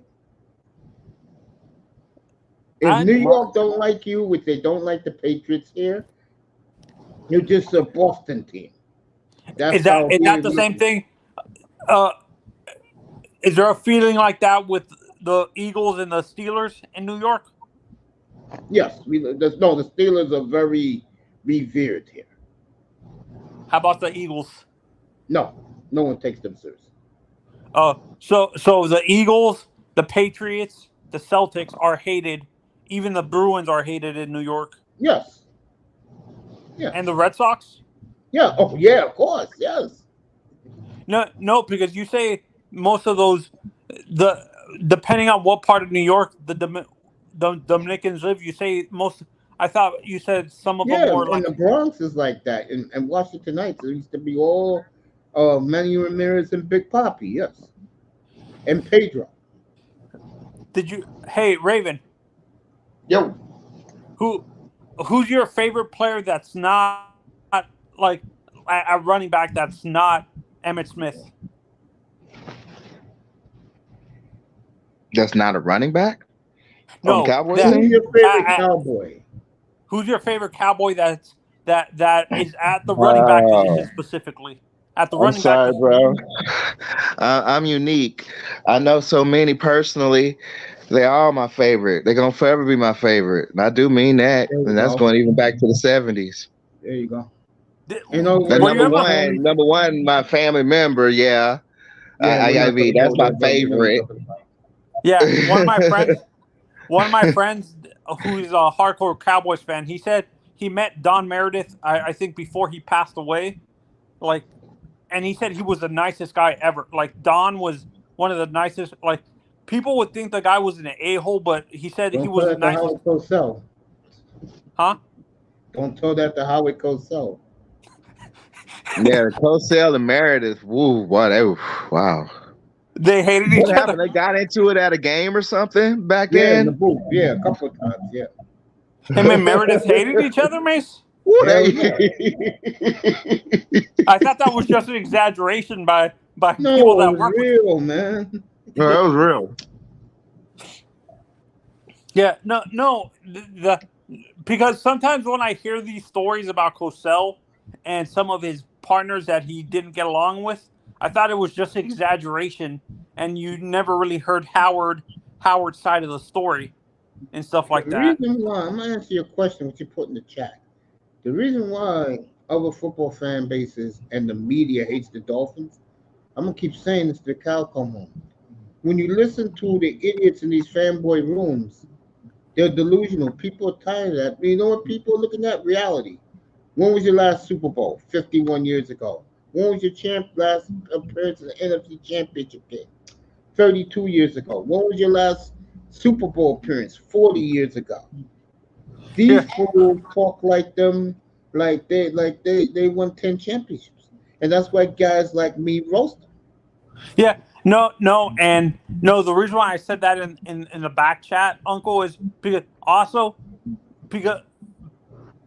what is it called?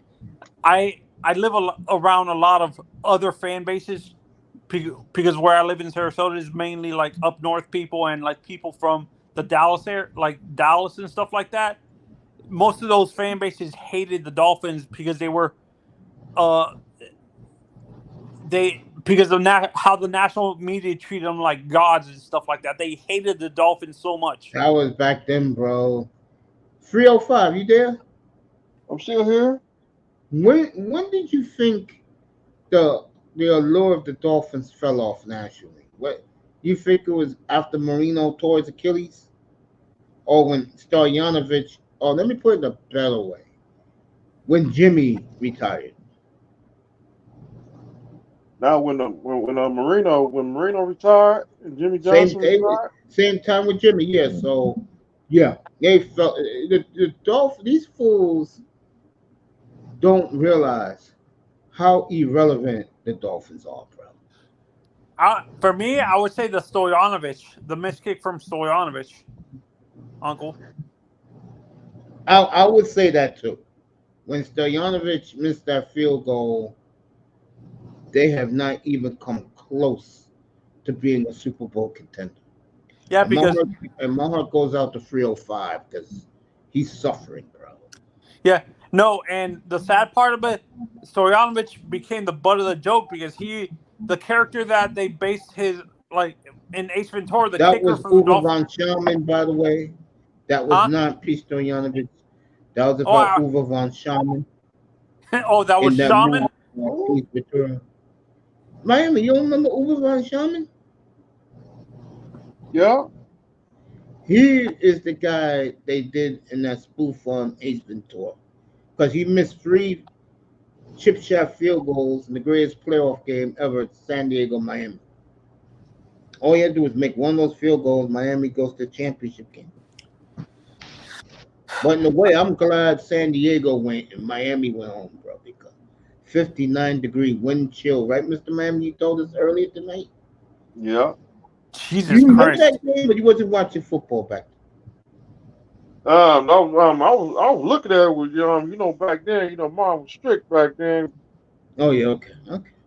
I was in school. See, I Yeah, was in elementary school. See, when your parents say you get in that bed. That's true, bro. Uncle, was the fog bowl that cold? In Chicago? Yeah, I think it was like 40-something degrees. It wasn't that cold. Okay, it wasn't as bad as it's going to be right this weekend for the Dolphins. It's going to be bad. To me, tomorrow it's about the cold. Sunday, I give the Steelers a chance to win that game Sunday. And I think you answered this question earlier, like last chat. Why do you think the media is not really like the sports media in Miami or in Florida in general is not making a big deal out of how cold the weather's going to be in You want the truth, Tony? Why? They're giving up on the team, bro. On the Dolphins? Mm-hmm. Because it's the same old shit. Ineptitude. They've come to the conclusion that their quarterback is not that good, that he's not elite. They've come to the conclusion that these guys are soft, and that even if they win tomorrow, they're not going to win in Baltimore next week. Yeah. No, I was watching your boy Omar and Elaine on their channel, and Poupard, yes. Yeah, Poupard. Honestly, Omar looks so defeated. Yeah, because he pumped Tua up, talking about he was elite and he was franchise. And when they lost who was it, Baltimore? Yeah, no. Who they lose to? They beat Dallas, right? It was a Chiefs game. It was a Chiefs game. No, it wasn't the Chiefs. Was it the Eagles? It was Baltimore. When they lost to Baltimore, his quote was, "He's not ready for prime time. He'll never be ready for prime time." Omar, I could have told you that. That's kind of sad when a hardcore fan like Omar for Tua is already like, it took him this a little bit to realize it, but he it's sad when a press member who was a big fan of you it's not that he's turning on you, he just gave up, he doesn't have faith in you and stuff like that. Like, people lost a lot of faith in him. Now, some fanboys like Lewis and the crew, they're still pumping their fists, but if they lose tomorrow, they're going to move on from him. And I'm glad that the Miami media is already saying no excuses. Go out there, win the game.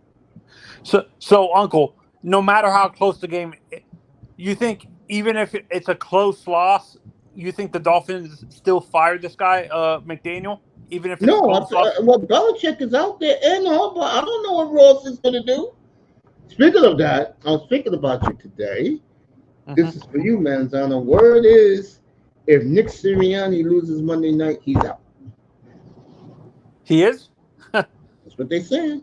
Oh, Nicky and his friends are out of Philadelphia? Yeah, if he loses Monday night. And I believe Tampa's going to beat him. Bro. I think people also sleeping on Baker Mayfield the year he's had. 28-8. That's very impressive. Who for you, for all three of you, who would be a more in your honest opinion, between the Flacco thing in Cleveland and the Baker Mayfield thing, who would be a more Cinderella story if they won the Super Bowl? The Browns or the Bucks? Neither one. Neither one? Why? Buccaneers have always made the playoffs since Brady got there. No, with how bad the team. No, I'm basing it off this year. Just this year specifically for the Bucks. No, nobody will be surprised. You don't think so? Because that division is horrendous. And No. Now, Laurel's boys win the Super Bowl. That will shock everybody. If I was Houston- asking something in the chat earlier, Uncle. I'm not sure if do you think this season for the Texans, like, I don't want to offend their fans, like, might be a little bit of a fluke season because nobody. Hell no. Houston's here to stay. His quarterback's better than Miami's quarterback. No. No, because it's a rookie quarterback. Do you think they're going to go down? Yo, like I told you weeks ago, you want to know what franchise quarterback is? CJ Stroud. CJ Stroud, Jordan Love. There goes your franchise. And I said I gave you credit. I think it was the night before? Huh? Yesterday. Yeah, I'm like, you were right, Uncle, about Jordan. Like, Jordan, that's what a franchise quarterback is supposed to do. Elevate whatever talent he has. You're not supposed to be cared about around by the talent you have around you.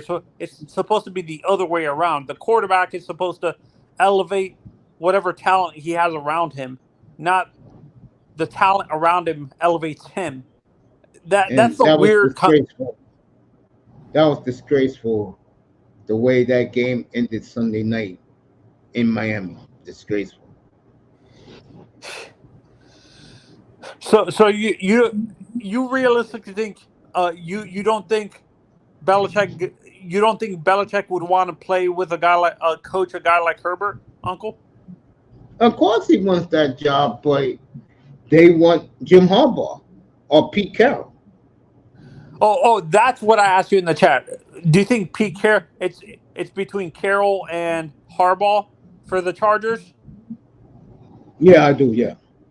And if Harbaugh, do you think Carroll goes, like, if the Cowboys lose?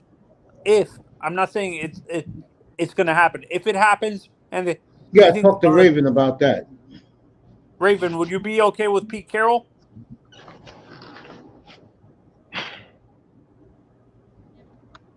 Oh, there he is. Yeah, I'm here. I'm just laughing, bro. No, because a lot of Cowboys fans they don't really trust McCarthy with in-game decisions sometimes. Like, he makes suspect decisions in terms of, like, in-game play calling. I don't know. Raven doesn't care. He just wants to see them win Sunday. Shut me up for the rest of the year. Yeah. Oh, yeah. Vindication. Oh, wow. Oh, it's going to be vindication. Raven could believe that Jordan Love was shoveling snow today for the neighbors. Good God. Comment. That picture make me almost lose my appetite.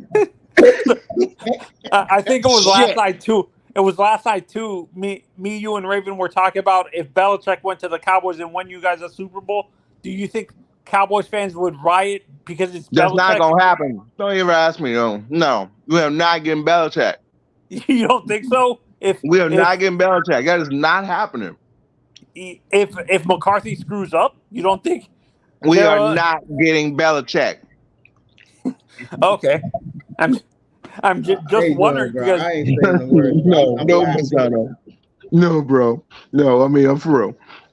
No, the reason why I asked that is okay. If some mystical magical moment and Jerry Jones make that fatal mistake, y'all could troll me. Y'all could ether me so bad, I will exile myself. I'll probably become a 49er fan straight up. I'll probably go ahead and buy me my first 49er jersey just because I will stop being a Cowboys fan at that moment. Oh, Jesus. That's how I am dead serious about that. Are most Cowboys fans like that too with Belichick? I don't know how other people. A lot of people don't like him. No, we don't like him. No, and Uncle, I've said this on Are other you kidding panels. me? Why you keep? I mean, both. Yeah. Why you keep? I mean, I respect Belichick because he was hard to fucking beat, and he beat us.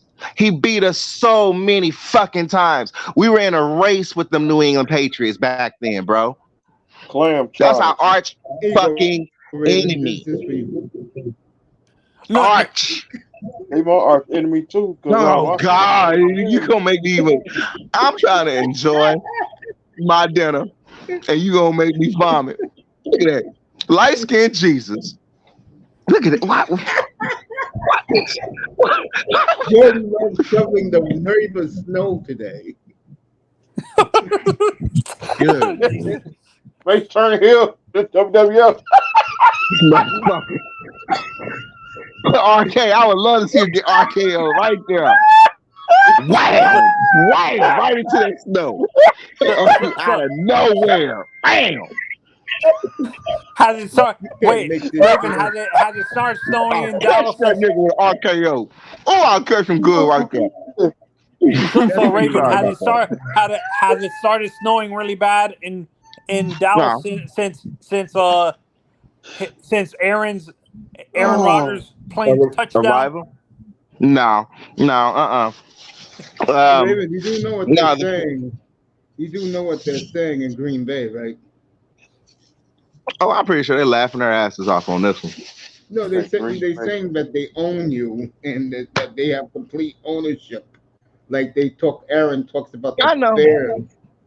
Yeah, that's what I mean. I'm like, oh, I'm pretty sure they're laughing their asses off right now. 50,000 Packer fans Sunday at Cowboy Stadium. Oh, they ain't gonna, hey, now on the real, they ain't gonna be no shit. Ain't gonna be no shit in Cowboys. They gonna be way the fuck outnumbered. They will get their asses kicked. I'm being honest. Green Bay fans are well behaved. They're good fans. They are. Yeah. It ain't been. I mean, well, I can't really say that because now there has been beef. There's been a lot of beef. Oh yeah, because I mean, y'all don't see. We see what go down in the parking lot. Y'all don't see it nationwide. Of course, I'm not there, but I don't start. See, we're not the 49er fans. What they did in Philly was embarrassing, bro. Mm-hmm. They took over Philadelphia. They started fights with Eagle fans. Little 49er white kids were talking shit to grown adults, bro. I'm like, oh Jesus! So that be, I mean, for real. I mean, last season at the close of our season, shit, we were fighting each other. yeah. Bang bang Niner gang. I tell you right now, when they get to Miami next year, I gotta go to that game.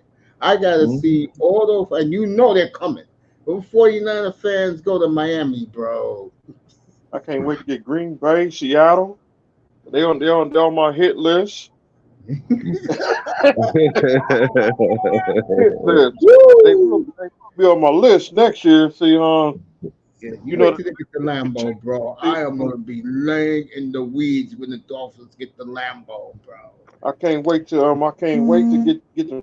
I can't wait to get them them Seahawks. That's what I want. Cause I ain't forgot about that 2019 game. I was pissed off. That Dolphins schedule, that Texans schedule, the Packers schedule, those schedules are brutal, bro.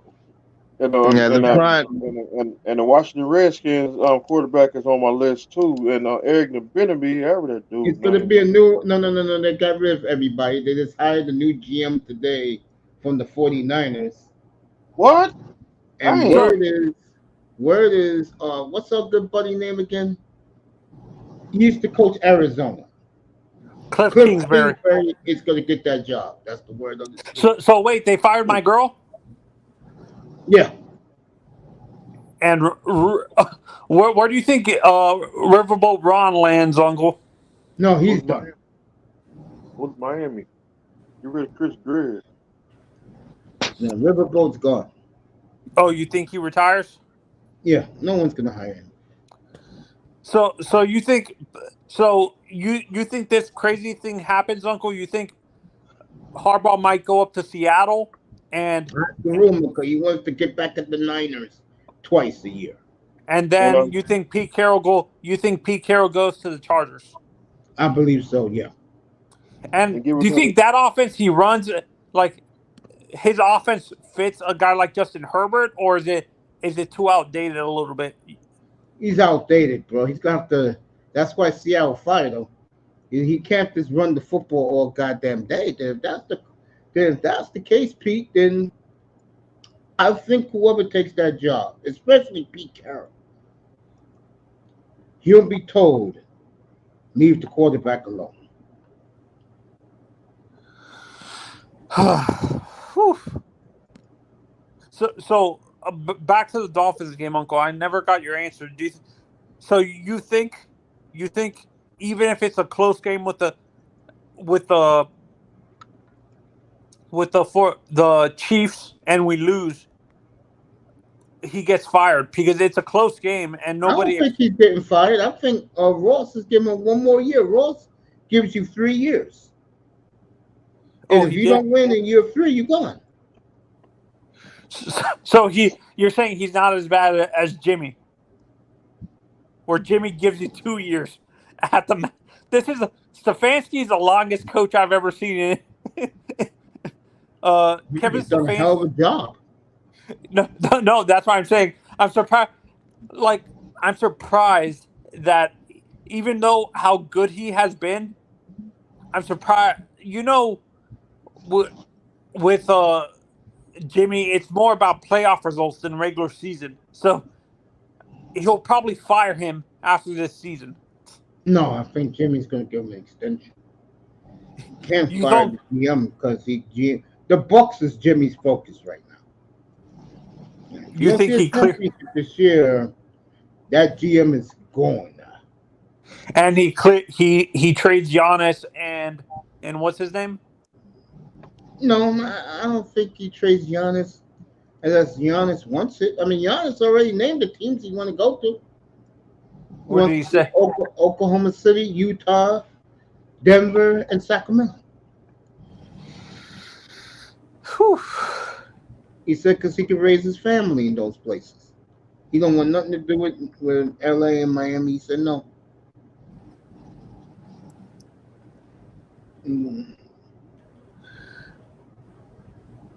Yeah. Yeah. So we are. Oh, wow. Yeah, it's tomorrow's gonna be a drop.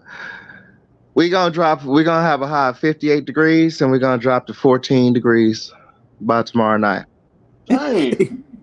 And they're playing indoors, so the weather ain't gonna matter. They're playing indoors. They just close the roof. Oh yeah. Oh, of course. Oh yeah, it's gonna be closed. Now on Sunday we wake up with 28 degree, and by evening it'll be 12 degrees. There you go. I asked Uncle this question last night, Raven. I never got your answer.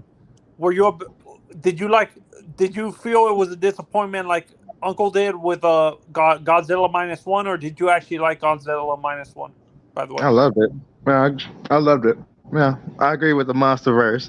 Mace just went a little bit too red pill on it a little bit. Distracted him.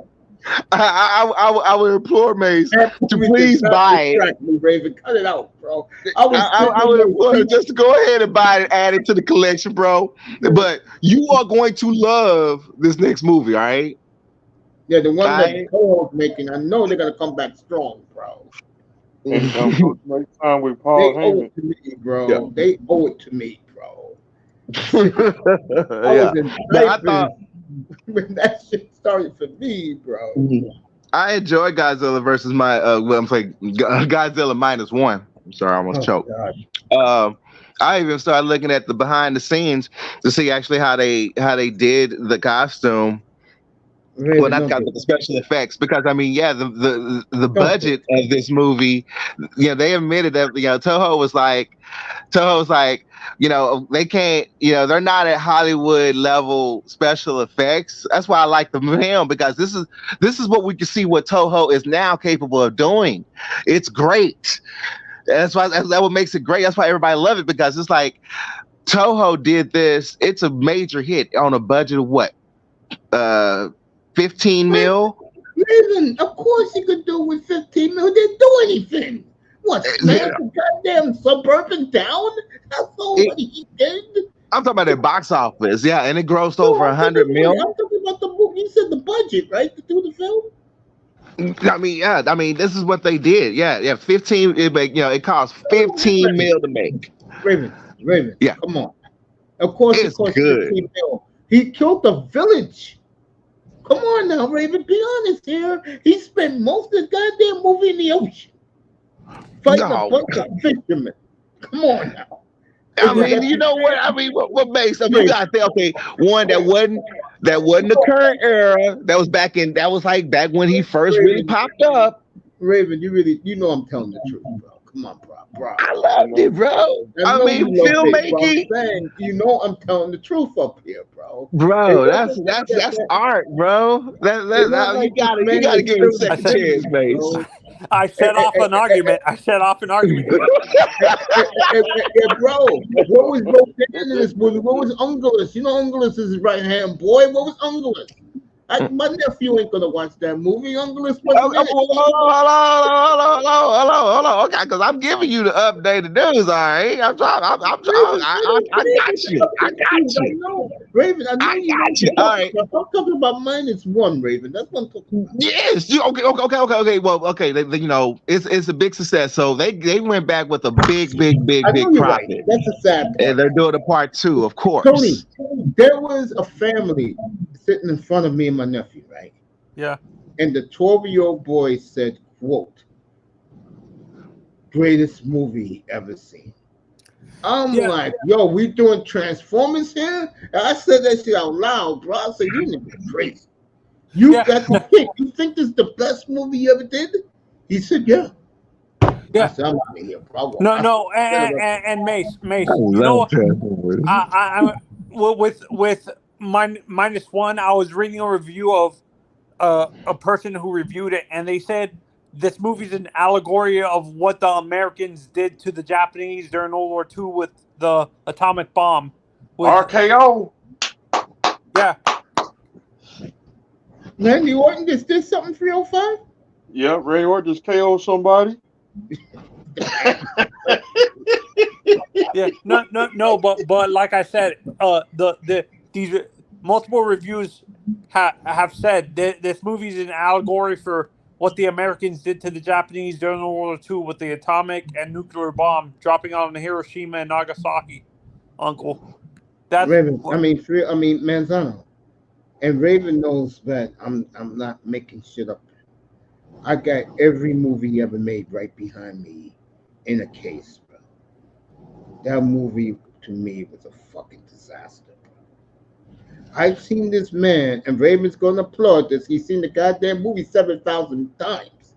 I saw the man, okay, fight a group of monsters in Fenway Park, including King Ghidorah at Fenway Park, which people between 2019 and because of COVID, people was going to Fenway Park to see what the fight scene was, not the Red Sox. That was the greatest 43 minutes of history of fight, of giant monsters killing each other. Are you kidding me? Compared to some damn manosphere love story of a goddamn woman with a baby found in the street, and then some idiot who was crying because he didn't kill Godzilla, and he didn't even know the woman was throwing herself at him. Okay, to the end of the movie, that idiot realized it, and that damn poor woman saved his life and lost an eye. Are you kidding me? Come on, man. It's a different perspective of it, bro. Come on. Wow, I never seen bro. It's a Japanese movie, bro. Come on, now. This is worse when from when Uncle went in on Godzilla for losing to a butterfly. What trips me out, what trips me out about Mace, I mean, with us being the same sign, he like what I like. And I know, I mean, if you like what I like, I know what I like, I know you gonna end up like if you get into it. And what's the trip about it? When you gotta be rolling on Transformers, that's like my favorite shit, bro. What's coming with Transformers and Unicron and G.I. Joe, I mean, that's gonna be some next wave shit. That's when The Rock is really gonna bounce back in the movies. Is the yellow Transformer Bumblebee? Bumblebee. Oh God, I remember that chick in Platinum's room goes, "Yeah, I like Bumblebee." I'm like, come on. It was good. I'm an Optimus Prime person. Yeah. And Now, Optimus. With the most recent film, I mean, that was good seeing the animals, and the Predacons, the bring them into it, and that's basically starting the arc for Unicron, and they showed what Unicron looked like. So, Uncle, It's you're never a good, big bro. fan of I'm not Transformers? bullshitting you. So, Yeah, Uncle, it's you- upcoming. When it comes to the argument we're having, Raven knows I'm telling the truth. The difference is I respect Raven's opinion because I know, unfortunately for me, there's gonna be like 100 million Godzilla fans around the world that will come after me because the Godzilla fans in the Monsterverse are also, everyone, when we say Transformers, everybody automatically go back and thinking about what Michael Bay did. No, it's now over with. That's got reset. So it's actually reset back toward the iconic Generation 1. A new director, new producer. It's a total, with Bumblebee. Now that was a spinoff with it. That got it's canon in this universe, but it progressed further because you got Optimus and all them, and they also got the Primals that came back. So There's Raven, two Optimus, basically two Optimus Primes. I thought there was one. So Raven, I have a question. Would you compare this to what they're doing with Transformers? What was it Michael Bay or J.J. Abrams that reset the universe for Star Trek? It was J.J. Abrams that reset. Well, he didn't reset. Well, yeah, I can get into that. That was a different timeline. It was the Kelvin timeline. That's why I'm asking. Would you compare what they're doing with Transformers to what he did with the Kelvin timeline? They did. After the Michael Bay, basically you got the Michael Bay line, and that's a different universe than what's going on in this one, and it's totally separate. That's it's a reset. It's a total reset. Uncle, you're not a big fan of Transformers at all? What makes in the Michael Bay line? Hold up. In the Michael Bay line, you had the Decepticons or Autobots, but they looked a different way than what you saw in the cartoon and what we are used to. In this line, you now see the traditional Optimus Prime truck. You see the traditional Bumblebee. Bumblebee always get up there. He looks the same. That's how he was in the storyline. But you actually see the Decepticons that you recognize by face. It is more accurate. You guys are glorifying a group of GoBots. No. Hold on, Mace. Okay, and then and in this universe, it goes more into the Transformer universe. Now, Michael Bay at the last film, he hinted at Unicron coming back, but again, in that universe, he's done with it. This universe, that's the basically trilogy because Unicron is the big bad guy. You can look it up. The trailer's already up. That shit is going to be legit. It looks good. The last one was really fun to watch. I'm not lying. You want to know how bad this Godzilla movie was, Manzano? What? I'm going to go see the King Kong movie. What is it called again with Godzilla and Kong, Raven?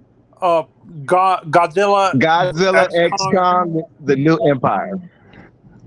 Godzilla X Kong, the New Empire. That's how much this Godzilla movie disappointed me. Oh yeah, this one is going to Lady Egg. I bought 3 tickets for $90, bro. Wait, you think Godzilla X Kong is gonna lay an egg? No. I think it's good. If you like Kong, it should be good. If you like me and Raven, and we support Godzilla, we hope they don't make Kong the goddamn star.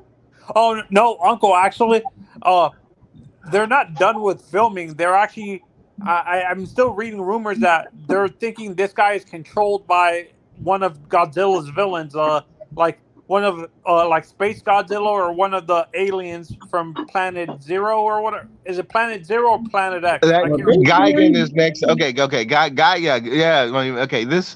Okay. This is the ending. This is the final. This is basically the final story arc of Kong. This is how he becomes King Kong.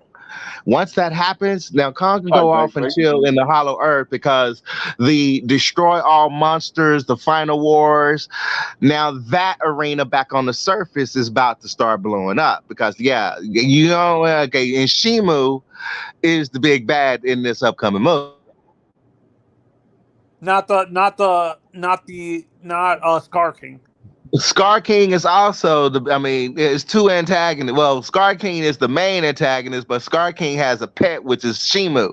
Shimu is basically Shimu versus Godzilla, straight up. I mean, whatever go down in this movie, that's who Godzilla is charging at. That's who they both are charging at. They're charging at Who the hell is Shimu? Let me Google this Shimu monster. Shimu is okay. It's a new. I try to explain it to you. Scar King. Okay, basically, no, you explain it to me. I want to look at this monster.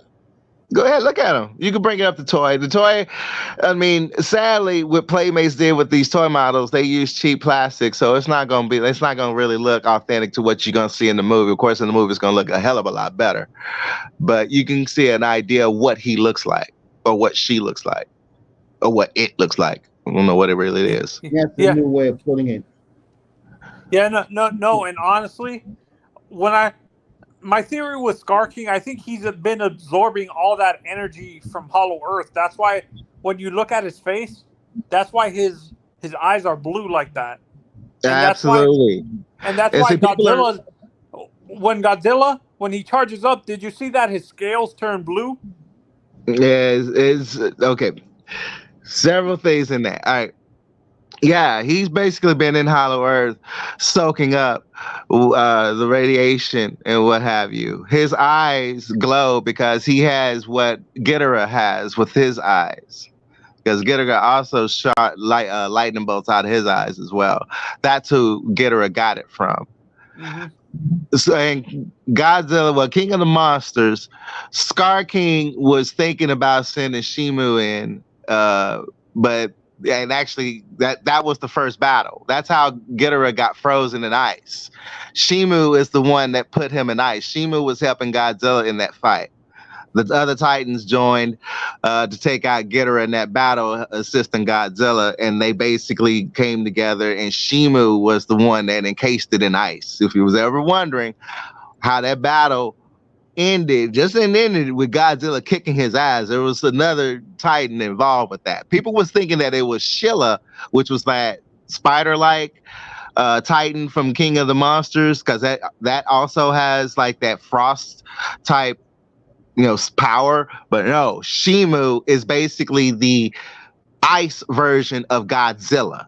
So when Godzilla uses his atomic breath versus Shimu, you see how that that cancels each other out. So they gonna fight.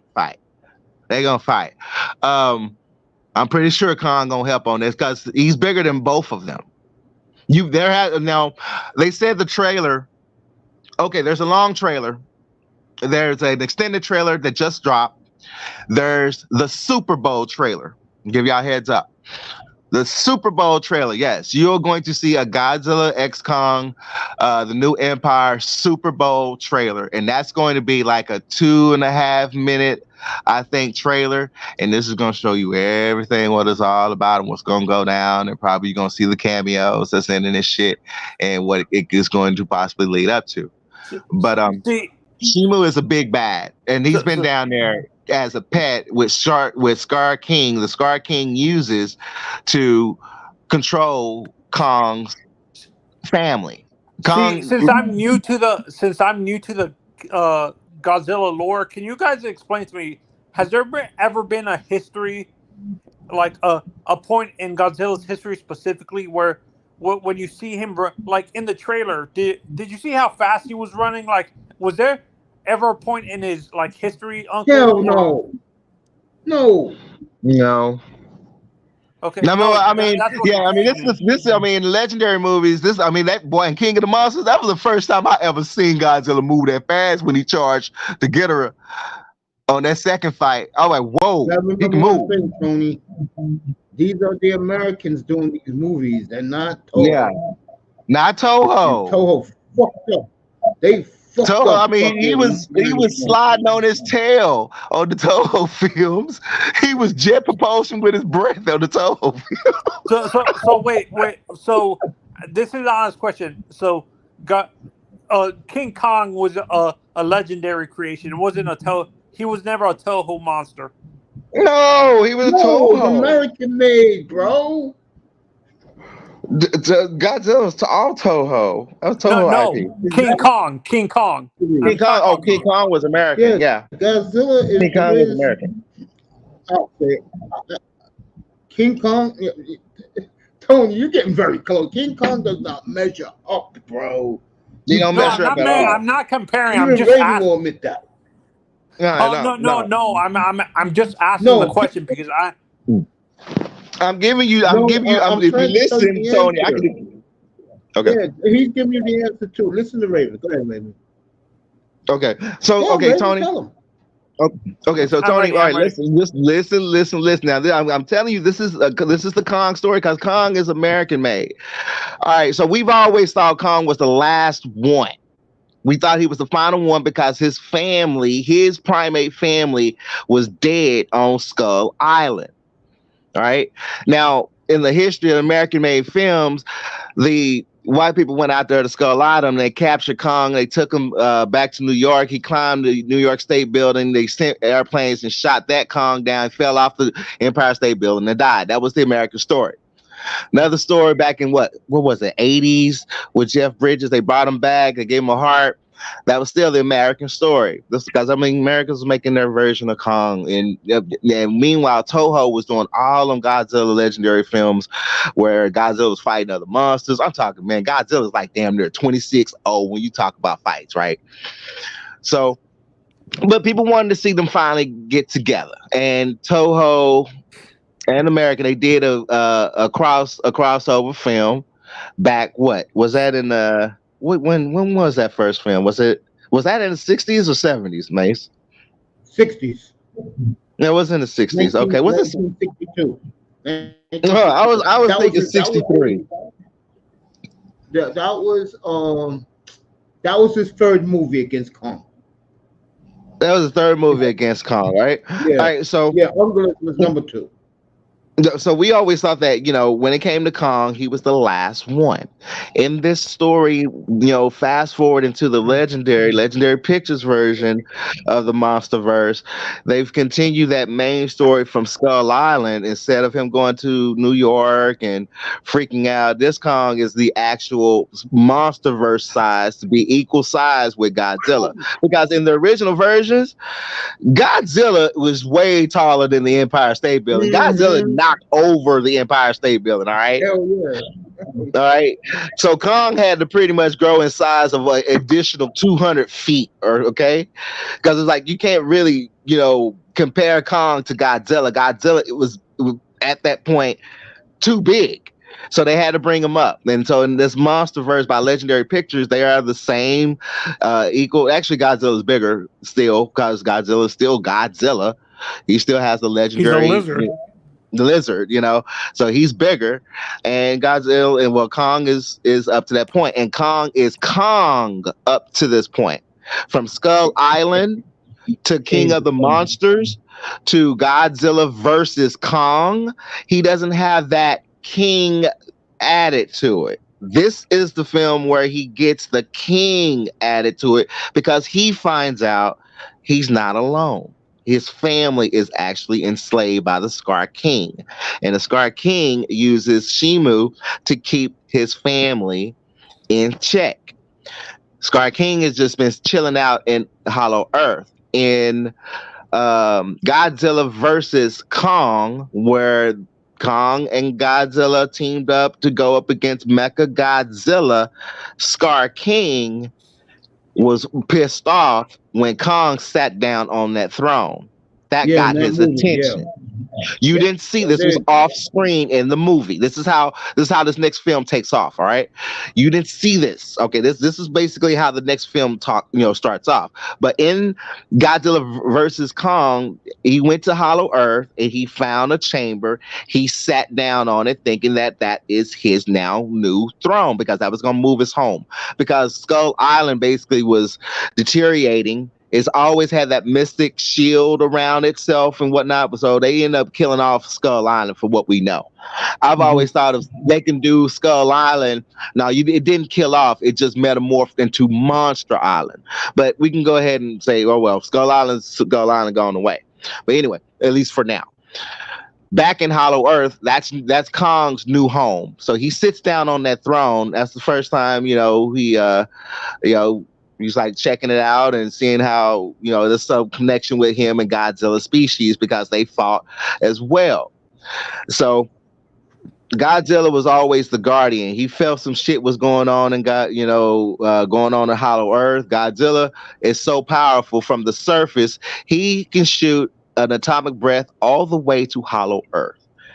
If you want to know more about Hollow Earth, you need to check out that Apple TV series called Monarch because you can really know about Hollow Earth and that, so you can get prepared. No, I just finished watching it. Actually, it's pretty good. All right, it's really good. Yes, it is. Yes, it is. Well done, Mazana. Well done. So, okay, now that Kong sat on that throne, that pisses off Scar King. He was thinking about sending Shimu into that battle when they both teamed up with each other to beat Mecha Godzilla. Mecha Godzilla was built by that company, Apex. They got Ghidorah's skull from that environmental terrorist, which was Jonas.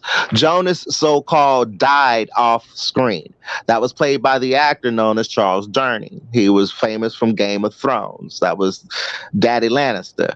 He died on the toilet, but he didn't shit gold afterwards. Anyway. Lannisters. Somebody's sister died the same way. Yeah, Lannisters. So, anyway, with that guy dying off, that's how Apex comes up. Now, with Apex, Mecha Godzilla, of course, got destroyed. Hopefully, we think. I don't think so because one piece of Ghidorah can end up regenerating itself all the way. Easily, very easily. If it gets into the environment where it can feed. These guys where Raven hangs out with the Monsterverse, they'll ban me in the name, bro. No, and I heard realize some of them really beginning to realize this shit's insane. It's wild. Raven, I'll ask you an honest question. Today's Godzilla fan, do they start from Godzilla 2000 to Final Wars, Godzilla 2000 to right now, or do they start from the 90s? And what? Like following Godzilla? Film? Yeah. Oh, this present day. We in present day now. Wow.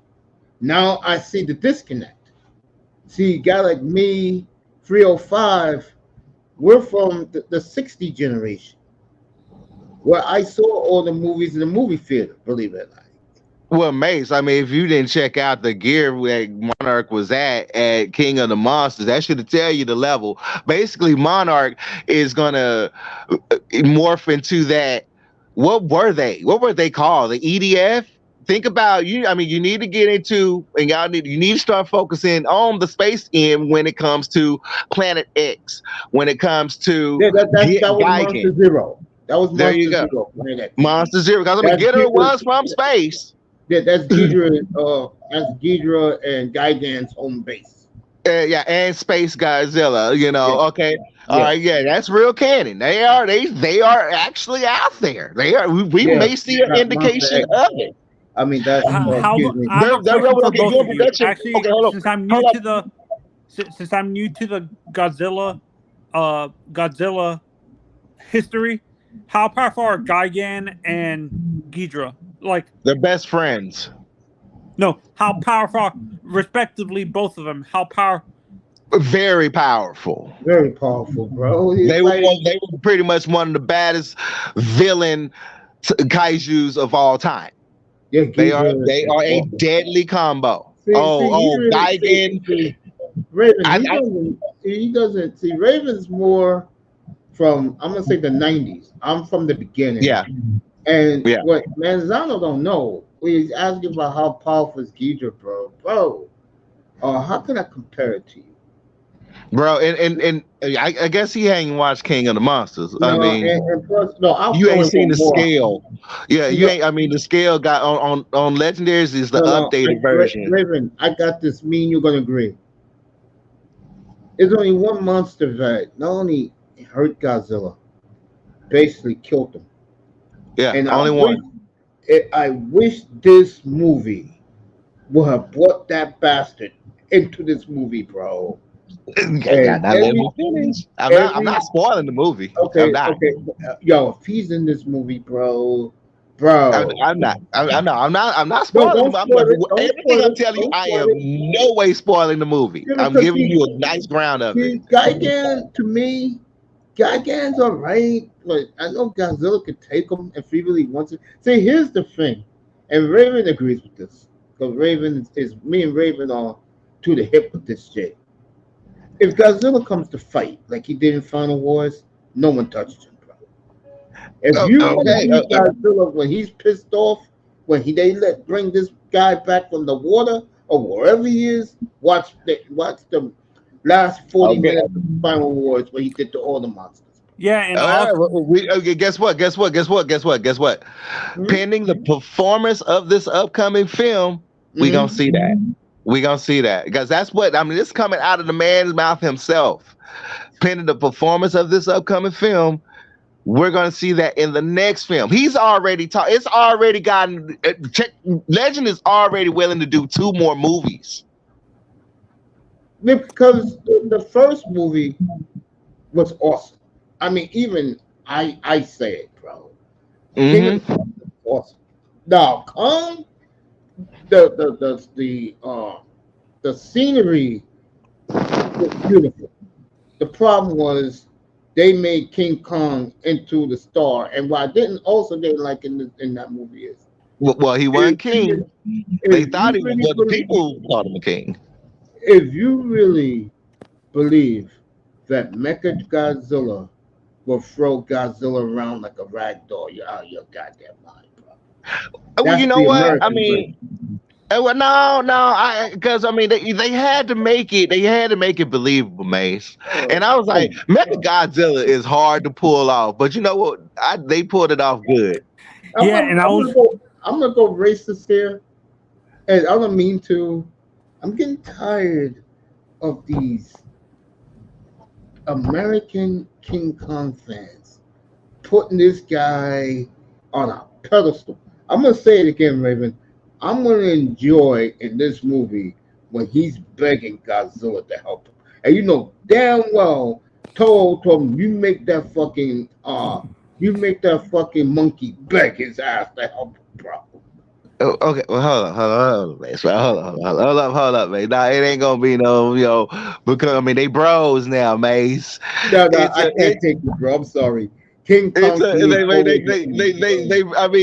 already. I mean, dude. I mean, Godzilla won that fight. He won that fight. He won that fight, and then at the end, Kong helped him, and they was like, "All right, cool." I mean, there's a reason. There is a reason. There's another reason why Godzilla says yes, he's going to help, because there's a personal tie to it with Godzilla. All right. So, I mean, I'm trying to explain it out to you. I mean, there's no beef between them no more. They don't. I mean, yeah, there is. I mean, the connection.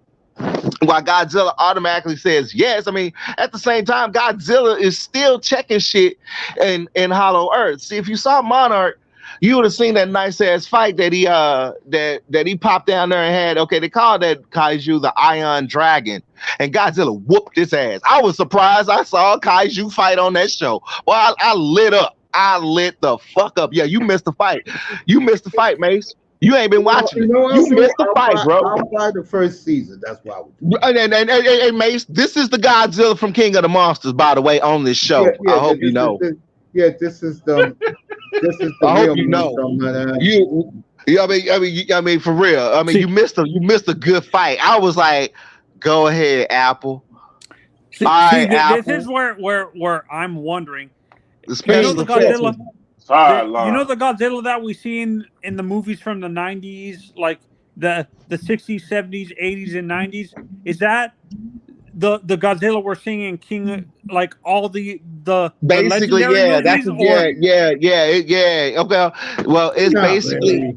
It's not in the immediate. You keep blending the Toho stuff with what's going on in this universe. You keep blending that. Don't. Man, Donald, you're getting 21st century bullshit. That's what you're getting. Yeah, you keep blending that. No, it's not. It's not Toho see the real enhanced. movies, bro? You want to see the new real movies? Go get the 1990 versions. That was the best of them, the 90 version. Yeah, no, and Raven, I was actually, thank you for recommending that to me, and I was actually reading too that Apex might try to get Ghidra Skull and try to make a mecha, like a metal a metal version of Ghidra. Of him. Yes. I mean, yeah. I mean, I'm trying to explain that to you. I was going into the Apex. Okay. Yeah, but I mean, okay, they, that I mean, because still, yeah, we've Good night, now with the everybody. Mecha Godzilla, we knew that there was a Mecha Kong. Oh, I want some Hennessy. You know, and then there's also a Mecha Ghidorah. Now that Mecha Ghidorah, that was the one, from what I understood, back in the 60s, or no, I'm sorry, back in the 90s. That was the one that specifically was controlled by the aliens, wasn't it, Mace? No, that one was. They made Ghidra in that movie, believe it or not, good guy. I'm not joking. They made him into the good guy. Godzilla But then was the bad didn't he guy. wake up? Didn't he wake up and become self-aware again? Yeah. So in yeah. the 90s, there was one movie that screwed up Godzilla. Because wasn't it the aliens from Planet X using him as a pet? I don't know, because he came into the movie as a mecha. No, you're right about that. They did. That's right. There was aliens. Yep, you're right. I am. Raven, you're Okay, right. so